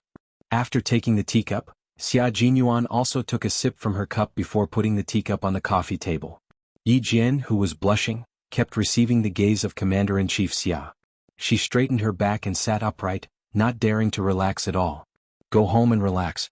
Although this is your first time home, this will be your home in the future. It will make you relax and feel happy. Not many people could completely relax in front of him. Commander-in-Chief Xia smiled and looked at the nervous but magnanimous girl.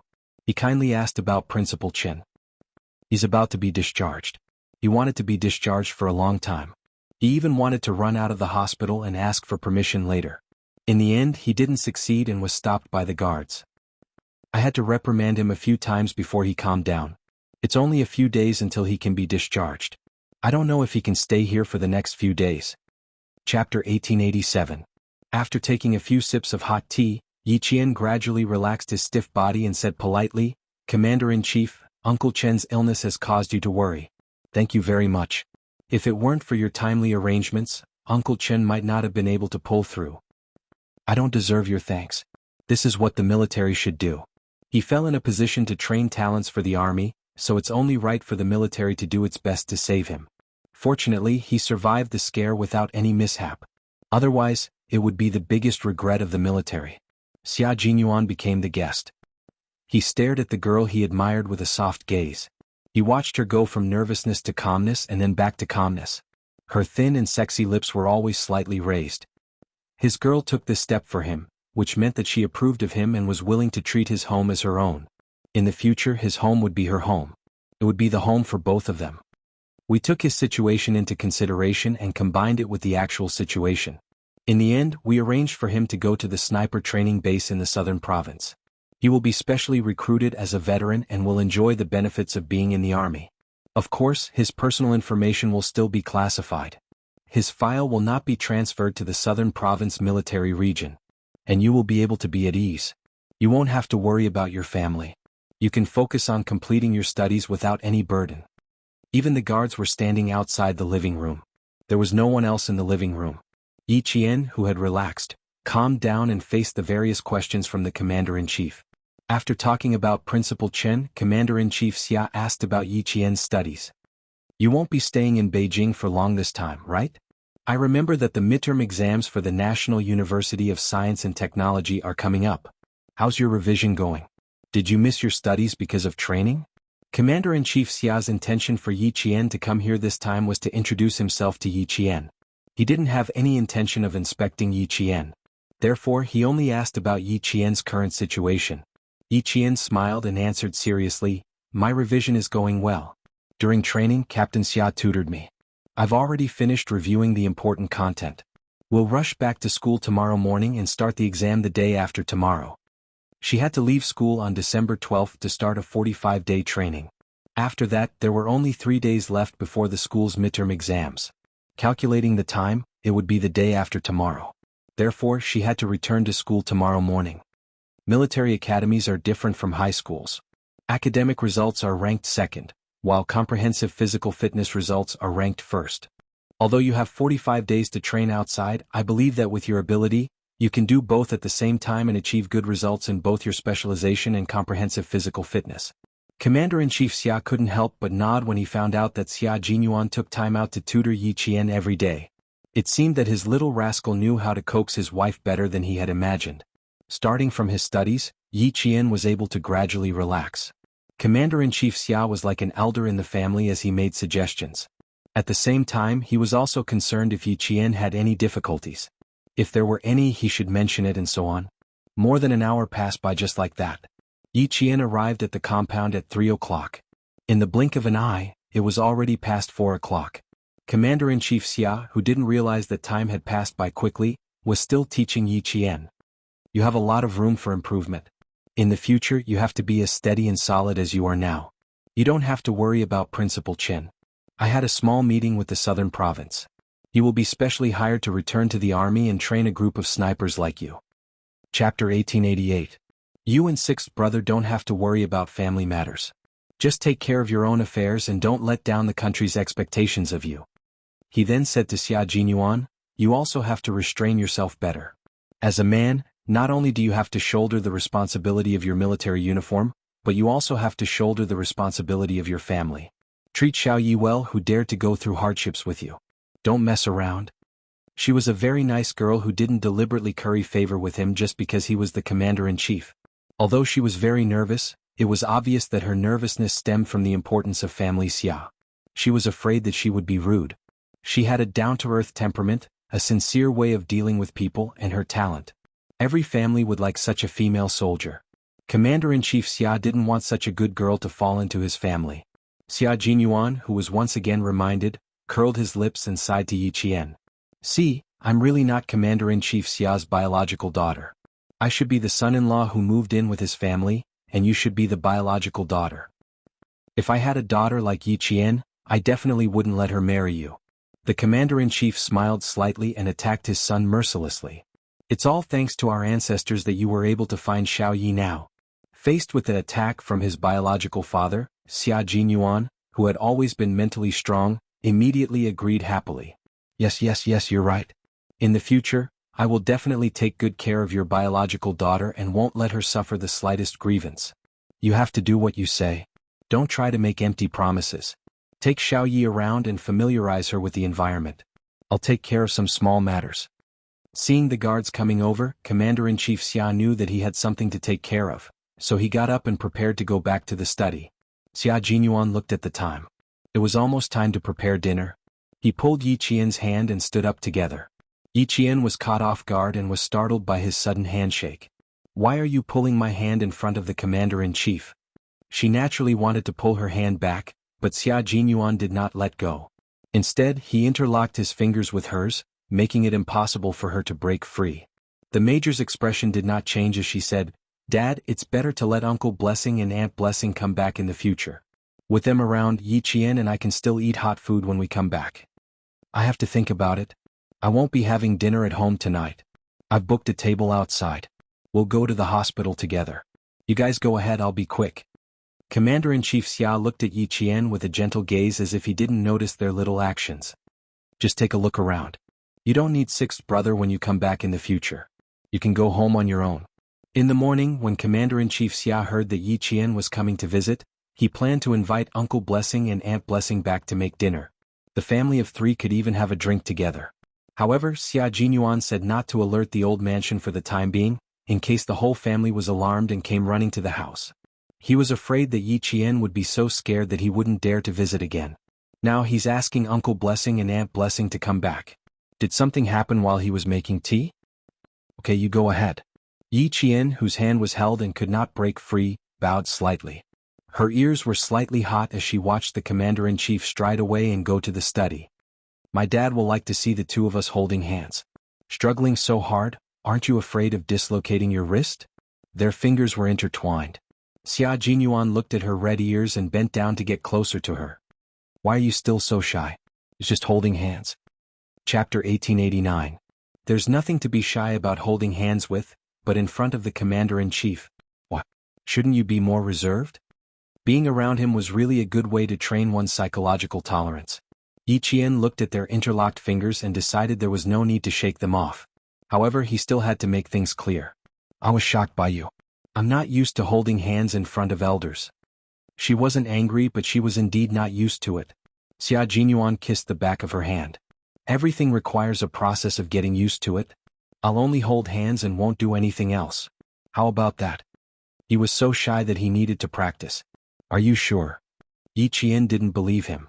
He had already experienced Xia Jinyuan's insatiable nature. Xia Jinyuan immediately changed the topic. "Let's go. I'll take you around. The old man is right. In the future, when I'm not at home, you can go home alone." Before they left, Yi Qian suddenly heard the sound of something slamming on the floor upstairs. Xia Jinyuan looked up. The sound didn't come from the study but from the bedroom. Xia Jinyuan was a little worried. He frowned and said softly, "Wait a minute. I'll go ask the guard." Yi Qian, who was nervous again, quickly nodded and gestured for him to go take a look. He was angry. Something big must have happened. He thought he would have to wait for a long time. Who knew that the man who left in less than 3 minutes would return to the living room? This was bad. Even Xia Jinyuan, who had been smiling the whole time, looked a little gloomy. Yi Qian became more and more uneasy, but he knew it wasn't because of her. When Yi Qian walked out, he realized why his face was gloomy. It turned out that Commander-in-Chief Xia's ex-wife, Madame Xiao, came to the villa complex a few days ago but was rejected. This afternoon she went directly to the family Xia's old mansion to disturb Madame Zhao's peace. Every time she comes back there are a lot of things to do. She makes everyone unhappy, and then she leaves without taking any responsibility just like before. After Xia Jinyuan said coldly, he looked calm again. Let's not talk about her. Let's go. I'll take you to the place where I used to go when I was young. One is the sports field, where the punishment is the most severe. The other is the banyan forest, where a group of people play a game of good guy and bad guy. He didn't mention Madame Zhao again, and Yi Qian didn't ask about it either. She smiled and asked a few more questions as she listened to his childhood. Soon, the man beside her was the handsome, smiling and elegant young master again. Most of the senior officials and heads of state in Jing City lived in the compound.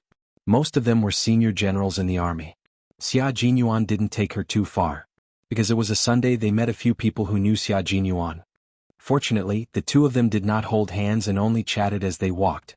When they met someone they knew, Xia Jinyuan said that she was his junior from school and came to Beijing for an internship. He did not directly introduce Yi Qian as his girlfriend. Military school students should abide by the rules.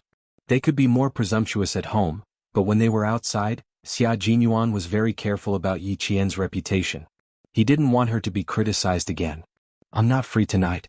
My junior brothers and sisters from school are coming over, so I have to be a good host. Let's have a drink. I'll definitely look for you when I come back next time. Xia Jinyuan smiled and declined the invitation. After chatting with them for a while, he took Yi Qian back home. The people who asked him out for a drink were all of the same age. Although they weren't as close as Han Zheng, they got along well. They didn't really grow up in the villa complex. Some of them only moved to the villa complex when they were in their teens with their parents. Although they know each other, they aren't very close. Chapter 1890. There aren't many people who are very close to me. Han Zheng, whom you've met before, is one of them. There are a few others who are involved in satellites, research, business, and even overseas. I'll introduce them to you when we return to Beijing. As they grew up, it was inevitable that they would separate from each other. Although they were separated, their bond for doing bad things together did not diminish. Instead, it deepened. They understood each other and they liked each other. Naturally, they could be brothers for life. Commander-in-Chief Xia was on the phone with the housekeeper of the old mansion. You don't have to let her in next time. I'll have a good chat with her. I'll come back to visit old madam in a few days. He spoke for 3 to 5 minutes before hanging up.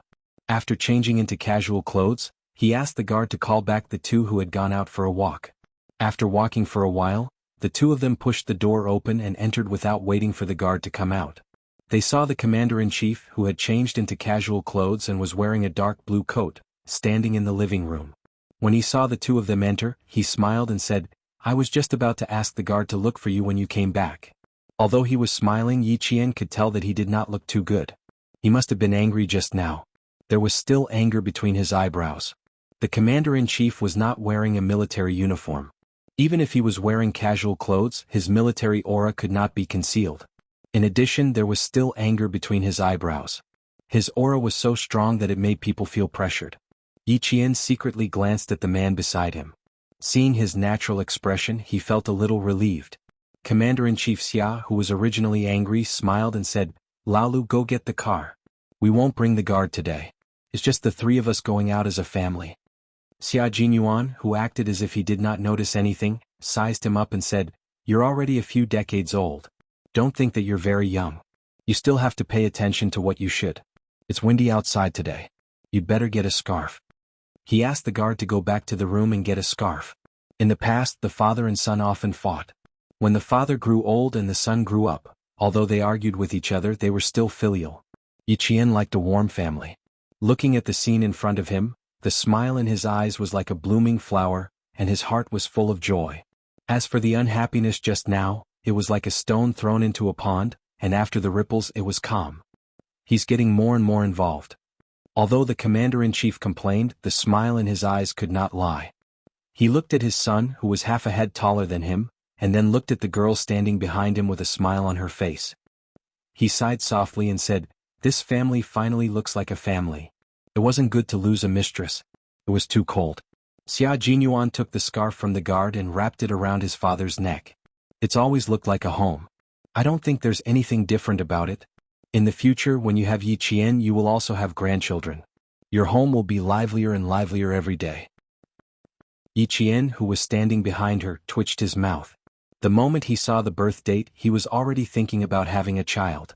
Commander-in-Chief Xia loved to hear this. He was so happy that he patted Xia Jinyuan on the shoulder and said, "Good luck, I'll be waiting for your good news." His ex-wife, Madame Xiao, was a topic that could not be brought up.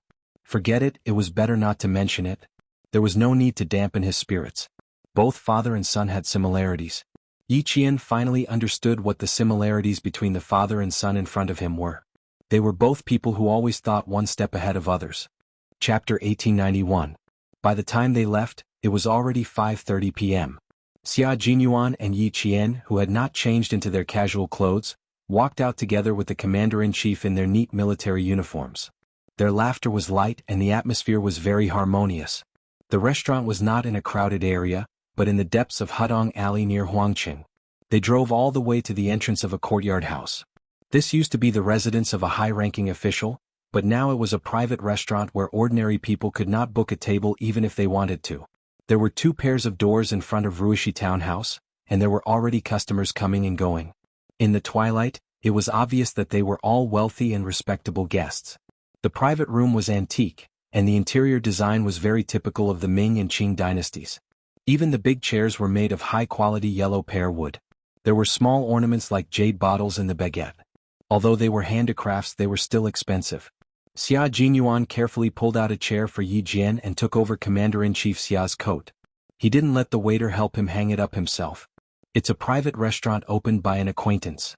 The chefs hired are all top chefs and every one of them has their own specialty. We just came back from training and ordered a few light dishes. Next time I'll bring you here to try the heavy dishes. Xia Jinyuan opened the menu. There was no greasy smell, and the fragrance of red sandalwood greeted him. Yi Qian realized that the menu was made of red sandalwood and made of paper. It did not look like a menu but more like a piece of art. While waiting for the dishes to be served, the 3 of them chatted about some interesting things in life. They did not mention anything about the army, and they were very alert at all times. When the dishes were served, Commander-in-Chief Xia would occasionally signal Xia Jinyuan to put food in Yi Qian's bowl. Occasionally he would say humorously, "Young people should have the courage of young people." He would also say, "When we were young, but when we were old, those were just memories. Little Yi, sometimes you should ask him to do more work. You should train him first." Every time Commander-in-Chief Xia said something like this, Yi Qian humbly listened to his advice. Xia Jinyuan said, "Your experience is purely misleading. Teach us less and we will figure it out ourselves. Or perhaps, you're trying to take revenge, aren't you? Why do you keep remembering what I did to you when I was young and ignorant? As a person you have to look forward." Whenever the father and son met, Yi Qian would choose to sit on the mountain and watch the tigers fight. He would just watch with a smile and not say anything. When Commander-in-Chief Xia saw that Yi Qian had stopped talking, he immediately turned his head and said, "Xiao Yi, do you know why I'm thinking about you?" He really didn't know. Yi Qian poured a cup of hot tea and asked with a gentle smile, "I really don't know." He did not expect the commander-in-chief to be so calm in private. She did not feel nervous at all. "Don't you remember? The old man couldn't win against the young man. I'll never forget this for the rest of my life." Commander-in-Chief Xia laughed heartily. This should be considered a dark history. He caused trouble outside and I wanted to throw him directly into the juvenile detention center to discipline him. He was very capable, so he proposed to make a bet with me. Yi Qian accidentally heard a part of Commander-in-Chief Xia's dark history. This was the dark history of the top leader of the army, and she heard it without any preparation. The situation was similar to the last time when Xia Jinyuan mentioned Madame Xiao. She heard the whole story without any preparation. I had 10 bullets and he had 10 bullets too. We made a bet that whoever could shoot perfectly would lose. The loser would have to run 3 kilometers around the field. At that time I thought that there was no way I could lose. Even if I couldn't shoot perfectly, I still could. Chapter 1892. Later on I did indeed score 9 out of 10. Compared to a kid who had never seriously practiced shooting, I thought that I would definitely win. What I didn't expect was that he would pick up the gun and shoot straight down. It was a perfect score. When Xia Jinyuan was 12 years old, the fights between father and son became technical. They would either do push-ups or hang on the horizontal bar. He always thought that the reason why he was so fit was all because of the fights he had with his father when he was young. I won and he lost. The most hateful thing was that he still wanted to cheat. I gave up and cried at the shooting range. My father was afraid of losing face, so he had to agree. He was the one who started the bet and he set the rules. In the end he still cheated. Don't you think that makes me angry? Xia Jinyuan also remembered this incident. Although it was still fresh, it was still in the past. From the age of 14 to 26, a full 12 years had passed. I was the first to admit defeat to my son. At that time I was the first to do so. No matter how I think about it, it's still embarrassing. In the end, I had to agree to his ridiculous demands. It's even more infuriating. After he finished talking about his dark history, Commander-in-Chief Xia used tea as wine and raised his glass to Xia Jinyuan. Don't be too proud. I'll wait for a grandson who is even more shameless than you to come and teach you a lesson. Yi Qian, who always trembled in fear when she heard about Xia Jinyuan's dark history, silently picked up her food. Her scalp tingled just thinking about a grandson who was even more shameless than Captain Xia. Don't worry. With a powerful father here, he won't have that chance. Also, if I can't win, there's still his mother. 1 against 2, he's definitely going to lose. Commander-in-Chief Xia finished his tea in one gulp. He didn't want to talk to Major Xia anymore. What a killjoy. Come Xiaoyi, drink a cup of tea in place of wine with your uncle as a farewell. I still have a meeting tomorrow, so I won't be sending you to the airport. After changing out of his military uniform and into casual clothes, Commander Xia, who had returned to his normal life, was no longer the commander-in-chief who was respected by the generals of the 3 armies. Instead, he was a kind and humorous elder. One could feel his care and concern in every word he said. Captain Xia's home was a very warm home, and it was also the home she yearned for. Dinner ended at 8 o'clock in the evening. Xia Jinyuan took his wallet and went out to settle the bill. Commander-in-Chief Xia reminded Yi Qian, sincerity, steadfastness, trustworthiness, and responsibility are the principles of being a man. As a soldier, you must not only fulfill these 4 principles, but you also need to know how to be tolerant. Xiaoyi, be more tolerant so that your life won't be too bad. But if someone bullies you and you don't fight back, that's not tolerance but weakness. Remember what I said. As long as you're right, I'll be there when something happens. You don't have to be afraid of anything, understand? For some reason, Yi Qian sensed a deeper meaning behind his words. He said uncertainly, "Do you know that I had a little conflict with Chief of Staff Du's daughter? What? Are you afraid that I'll find out? Or are you afraid that I'll scold you?" Commander-in-Chief Xia couldn't help but shake his head and laugh at his panicked expression. You have a point. Even if I know, what's there to be worried about? 6th brother should have told you about the matter between me and Chief of Staff Du had a conflict with his daughter. It happened. It's no big deal. If she dares to do anything, I'll naturally wait for her. You? Suddenly, an exasperated middle-aged woman's voice came from the private room. Xia Xinhui, are you in there? Commander-in-Chief Xia, who hadn't finished speaking, heard this and the smile on his face disappeared. He instantly revealed a majestic aura that no one could look directly at. Chapter 1893. Yi Qian suddenly felt that something was amiss. Since she dared to call out the Commander-in-Chief's name so rudely, it was obvious that she did not come with good intentions. Take a seat, I'm going out for a while. The Commander-in-Chief stood up with a gloomy face. Just as he reached the door, he said, I'll tell you about the old family matters later. This was an explanation to Yi Qian. He quickly stood up and said, Do you want to invite her in to talk? Okay, you can go back with old Six later. I won't be going to the hospital. Say hello to Principal Chen for me. Commander-in-Chief Xia nodded slightly. The moment he opened the door and walked out, Yi Qian saw how dignified the Commander-in-Chief was. The military's prestige could not be violated at all. Yi Qian, who slowly sat down, felt a little restless. The Commander-in-Chief was a high-ranking military officer, yet the person who came was shouting and yelling without any regard for the Commander-in-Chief's dignity. She even said that it was an old family matter. Could it be? Could it be? Could it be? When she thought of Yi Qian on someone, she could not sit still for a moment. Madame Xiao, the Commander-in-Chief's ex-wife. She suddenly wondered if it was her. If it was Madame Xiao, it would be inappropriate for her to wait for Commander-in-Chief Xia to return to the private room before leaving. No, she could not stay. She had to leave immediately. She could not meet the Commander-in-Chief's private matters. A cold and deep voice came from outside. It was Commander-in-Chief Xia's voice. Xiao Shuman, you're getting worse and worse. He did not hide his anger, and it was like a sudden clap of thunder.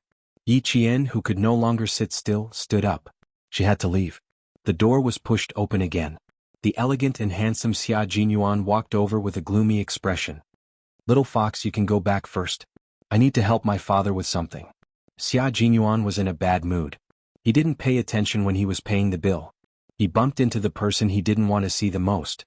There was no trace of the smile on his handsome face. Only coldness could be seen on his face. "All right, don't lose your composure and don't make a ruckus outside.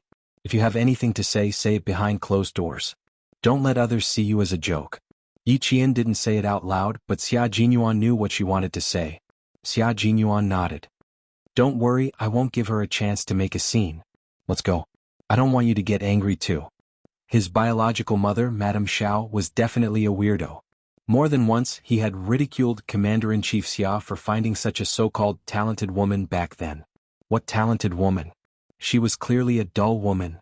He had a belly full of firewood, but none of it was real. Even if he chopped it up and burned it, it wouldn't make a fire. Madame Zhao's name was Shu Man. She was in her early 50s this year, 5 years younger than Commander-in-Chief Xia. She took good care of herself. From the back, it was easy to believe that she was in her early 30s. From the front, she looked like she was in her 40s. She had delicate eyebrows, cherry-red lips, and a noble and elegant temperament. Yi Qian only took a glance at her before hurriedly leaving. Although she was Captain Xia's girlfriend, this was not an ordinary family matter. It was better for her not to know or hear about it. "Xia Xinhui, I'm Yuan's mother. How can you not allow me to see him? As a soldier, how can you be so overbearing?" As he walked over, Yi Qian heard her complain. It was as if she had suffered 1,000 grievances. It was very moving. Then another lady said softly, "Old Xia, why haven't you changed your temper after so many years? You have to understand that Shu Man misses her son very much. No matter what, you can't stop Yuan from seeing his biological mother. Do some calculations. How many times has Shuman seen Yuan since she divorced you? I'm afraid that Yuan doesn't even know who his biological mother is." Yi Qian couldn't listen to it anymore. He suddenly stopped and said to Xia Jinyuan, "Captain Xia, I'll go back to the car myself. Go and talk to this lady.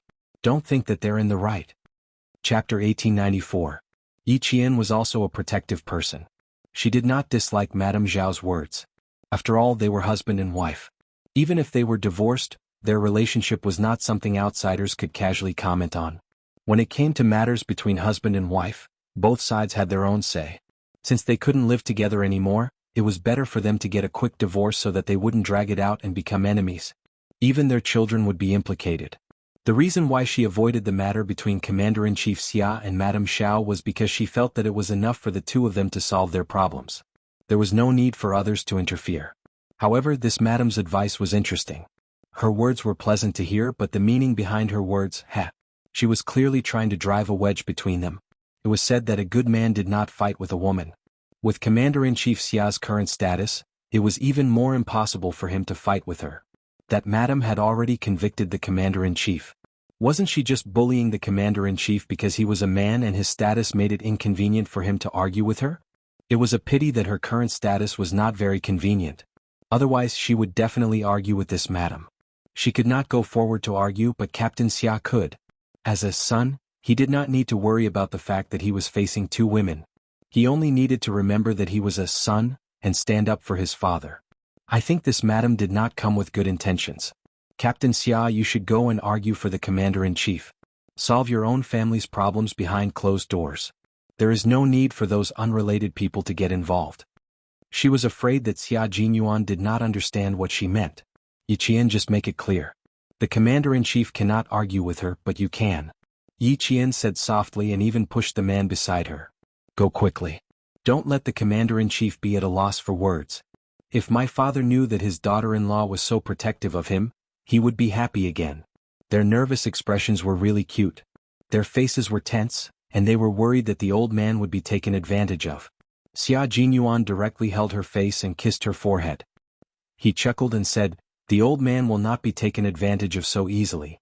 There are other reasons why he is not in a hurry to go in. Let's go. I'll send you back to the car first." Yi Qian was worried. He wanted to insist on going back alone, but then he remembered that Xia Jinyuan had always insisted, so he nodded and quickened his pace as he walked out. Although he was angry, it wasn't the kind of anger that couldn't be restrained. Perhaps he was too nervous. With Captain Xia's methods, he would not let himself and the Commander-in-Chief suffer. Yi Qian knew Xia Jinyuan very well. He had never been at a disadvantage in front of Madame Xiao. When he returned, he saw that Chief of Staff Du was also standing outside, basking in the limelight. His old man stood with his back straight and his hands behind his back. His cold and arrogant aura made Chief of Staff Du seem shorter. "Old Xia, you're being silly. Shu Man is your son's mother. As a father, can you stop her? Sometimes it's better to give in. Don't always bring your work style home. It's too boring to make the house like an office. They really won't make you lose face if you let them. Shu Man is not an outsider. It's reasonable for you to let them win, right?" "Hello, Chief of Staff Du." In the light, Xia Jinyuan strode over and greeted them elegantly and politely. "Good evening, madams." When Chief of Staff Du, who was also dressed in casual clothes, heard the rather imposing voice of the young man behind him, he could not help but turn around. He then saw a tall and handsome young man who was obviously a soldier walking towards him. Chapter 1895. He sized him up and laughed. "Oh, it's Xiao Xia. I haven't seen you for a few years. Aha, you've changed so much that I almost couldn't recognize you." "You haven't changed at all. You're still as elegant as ever." Xia Jinyuan walked over and extended his hand. He wasn't wearing a military uniform and it was a private meeting, so there was no need for a military salute.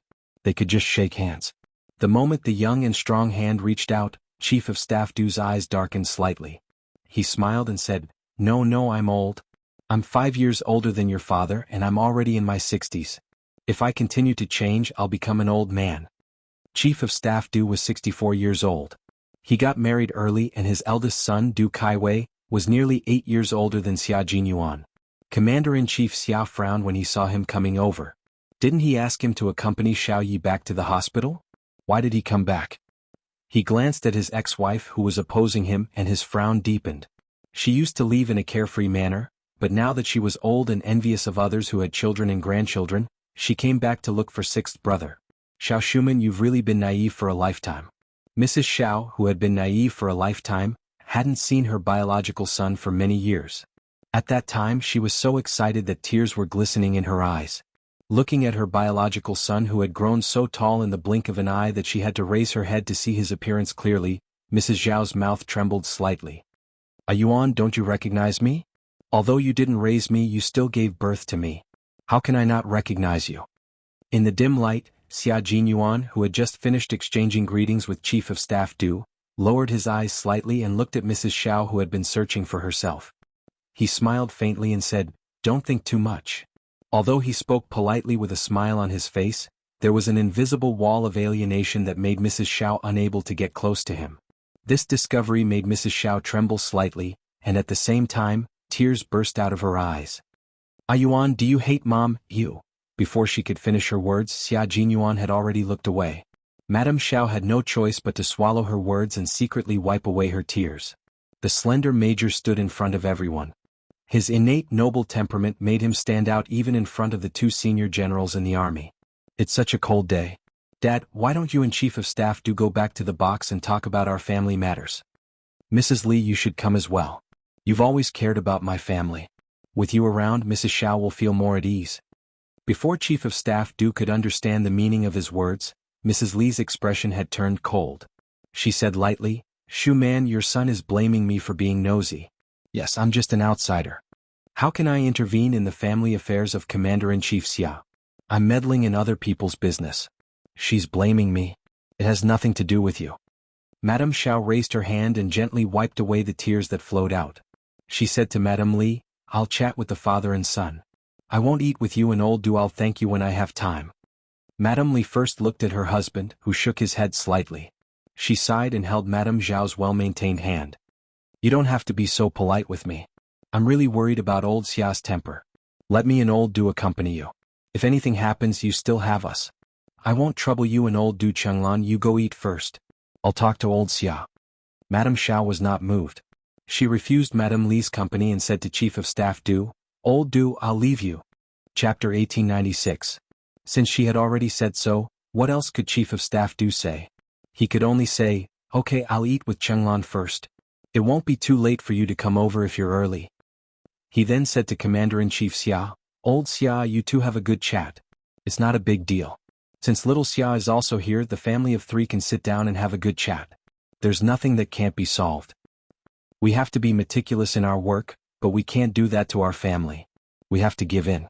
We can't have a dictatorship. He had said a lot, but the main point was the last sentence: "We can't have a dictatorship." Xia Jinyuan was neither servile nor overbearing. He smiled elegantly and said, "Thank you for your reminder, Chief of Staff Du. In fact, whether it's at home or outside, we can't be a dictatorship or be special." Chief of Staff Du didn't know if there was a hidden meaning in his words, but he could only smile and leave with his wife. Mrs. Xiao, who had wiped her tears, saw that there were no outsiders present and said, "Where's the private room? We haven't sat down for a long time. Yuan, you should say a few words to your mother. It won't take up too much of your time." It just so happens that I also have something to say to Mrs. Xiao. "Dad, please go back to the private room and have a seat. I'll ask the waiter to make a pot of tea." Xia Jinyuan was not in the mood to talk about their mother-son relationship. He said lightly and went to order the tea. When the tea was served, the three of them, who hadn't sat together for many years, sat in a triangle with a large distance between them.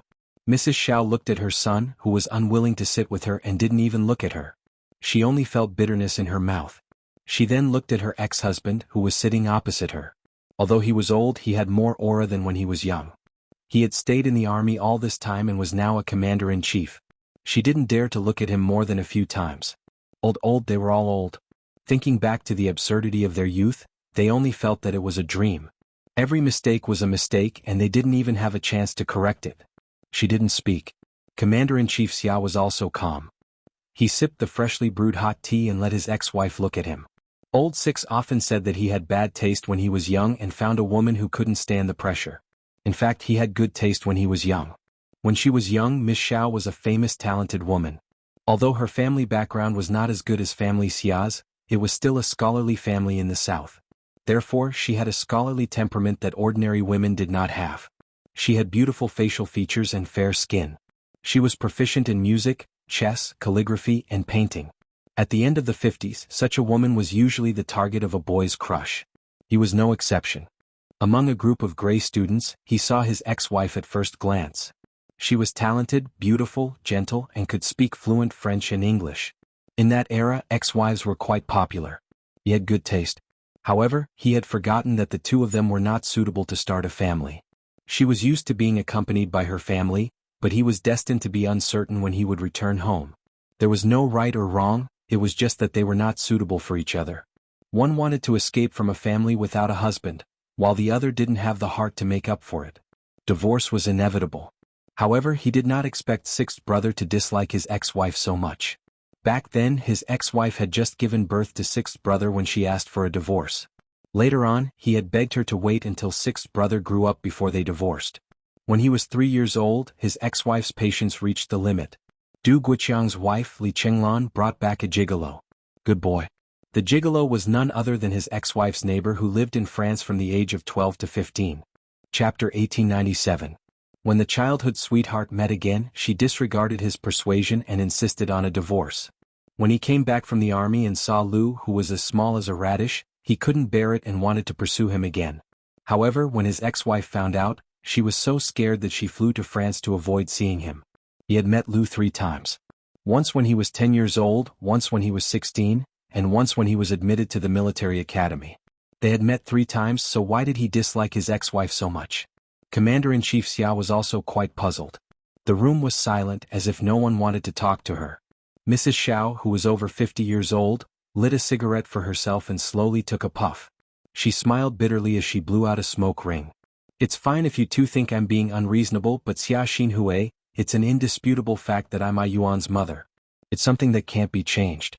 Even if you don't want Yuan to acknowledge me, the blood relationship between Yuan and me cannot be changed.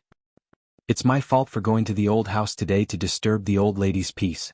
Xinhui, how many years has it been since I last saw my son? It's been 10 years since he was 16 and now he's 26. When I contacted you, you avoided talking to me. When I introduced my friend's daughter to Yuan, you didn't even mention it to Yuan. You didn't want Yuan to meet me, so I could only go to the old house to find the old lady and beg her to let me see Yuan." Xia Jinyuan originally wanted to accompany the guests, but now that he saw that they were obviously here for him, he had to stand up and say a few words. He was elegant and indifferent, and even his voice was flat and monotonous. "Sorry to interrupt." Mrs. Xiao, who was smoking, saw Xia Jinyuan talking to her and immediately showed joy on her face. However, as soon as she showed her joy, she froze in an instant. Xia Jinyuan said calmly, I have to say something fair for my old man. Mrs. Xiao, all your thoughts are just self-righteous. First of all, my old man has never stopped me from meeting Miss Xiao. On the contrary, back then Miss Xiao abandoned her husband and children for love and happiness. My old man often said that he had let Miss Xiao down and couldn't blame you for leaving. He also told me to look at the photos of Miss Xiao hugging me when I was free so that I would know that you actually loved me very much. I'm sorry, but I didn't manage to do it. From what I can remember, Miss Xiao always told me that if it weren't for me, you would have left the cage long ago. Mrs. Xiao, who was holding a cigarette between her fingers, turned pale when she heard this. The cigarette between her fingers fell onto the table in shock. She widened her eyes and looked at her son in disbelief. No. Impossible? Secondly, when the old man knew that you were back, he called me and asked me to go and see you. When I was 10 and 16, the old man forced me to go and see you. If it weren't for the old man, Miss Xiao, even if you were kneeling in front of me, I wouldn't have lowered my head to look at you. At this moment, Madame Zhao's face was so pale that it was covered with a layer of white dust. Even her lips had lost their color. Thirdly, why do you think that you have the right to find a girlfriend for me? Back then, you were the one who abandoned your husband and children. You were also the one who turned a blind eye to me and my old man. When I needed you, you weren't there. Now that I don't need you anymore, you appear again and even want to introduce a girlfriend to me. Miss Xiao, why do you have to force me? Back then, my father didn't make things difficult for you. Otherwise, do you really think that a military marriage can be divorced so easily? Chapter 1898. Madame Xiao felt as if her entire body was soaked in a freezing cold pool. Waves of coldness were like knives cutting into her flesh and bones. It was too painful, too painful. Those words hurt too much. This was her son, the son she gave birth to after carrying him for 10 months. But he hated her to the core. Oh my God, oh my God.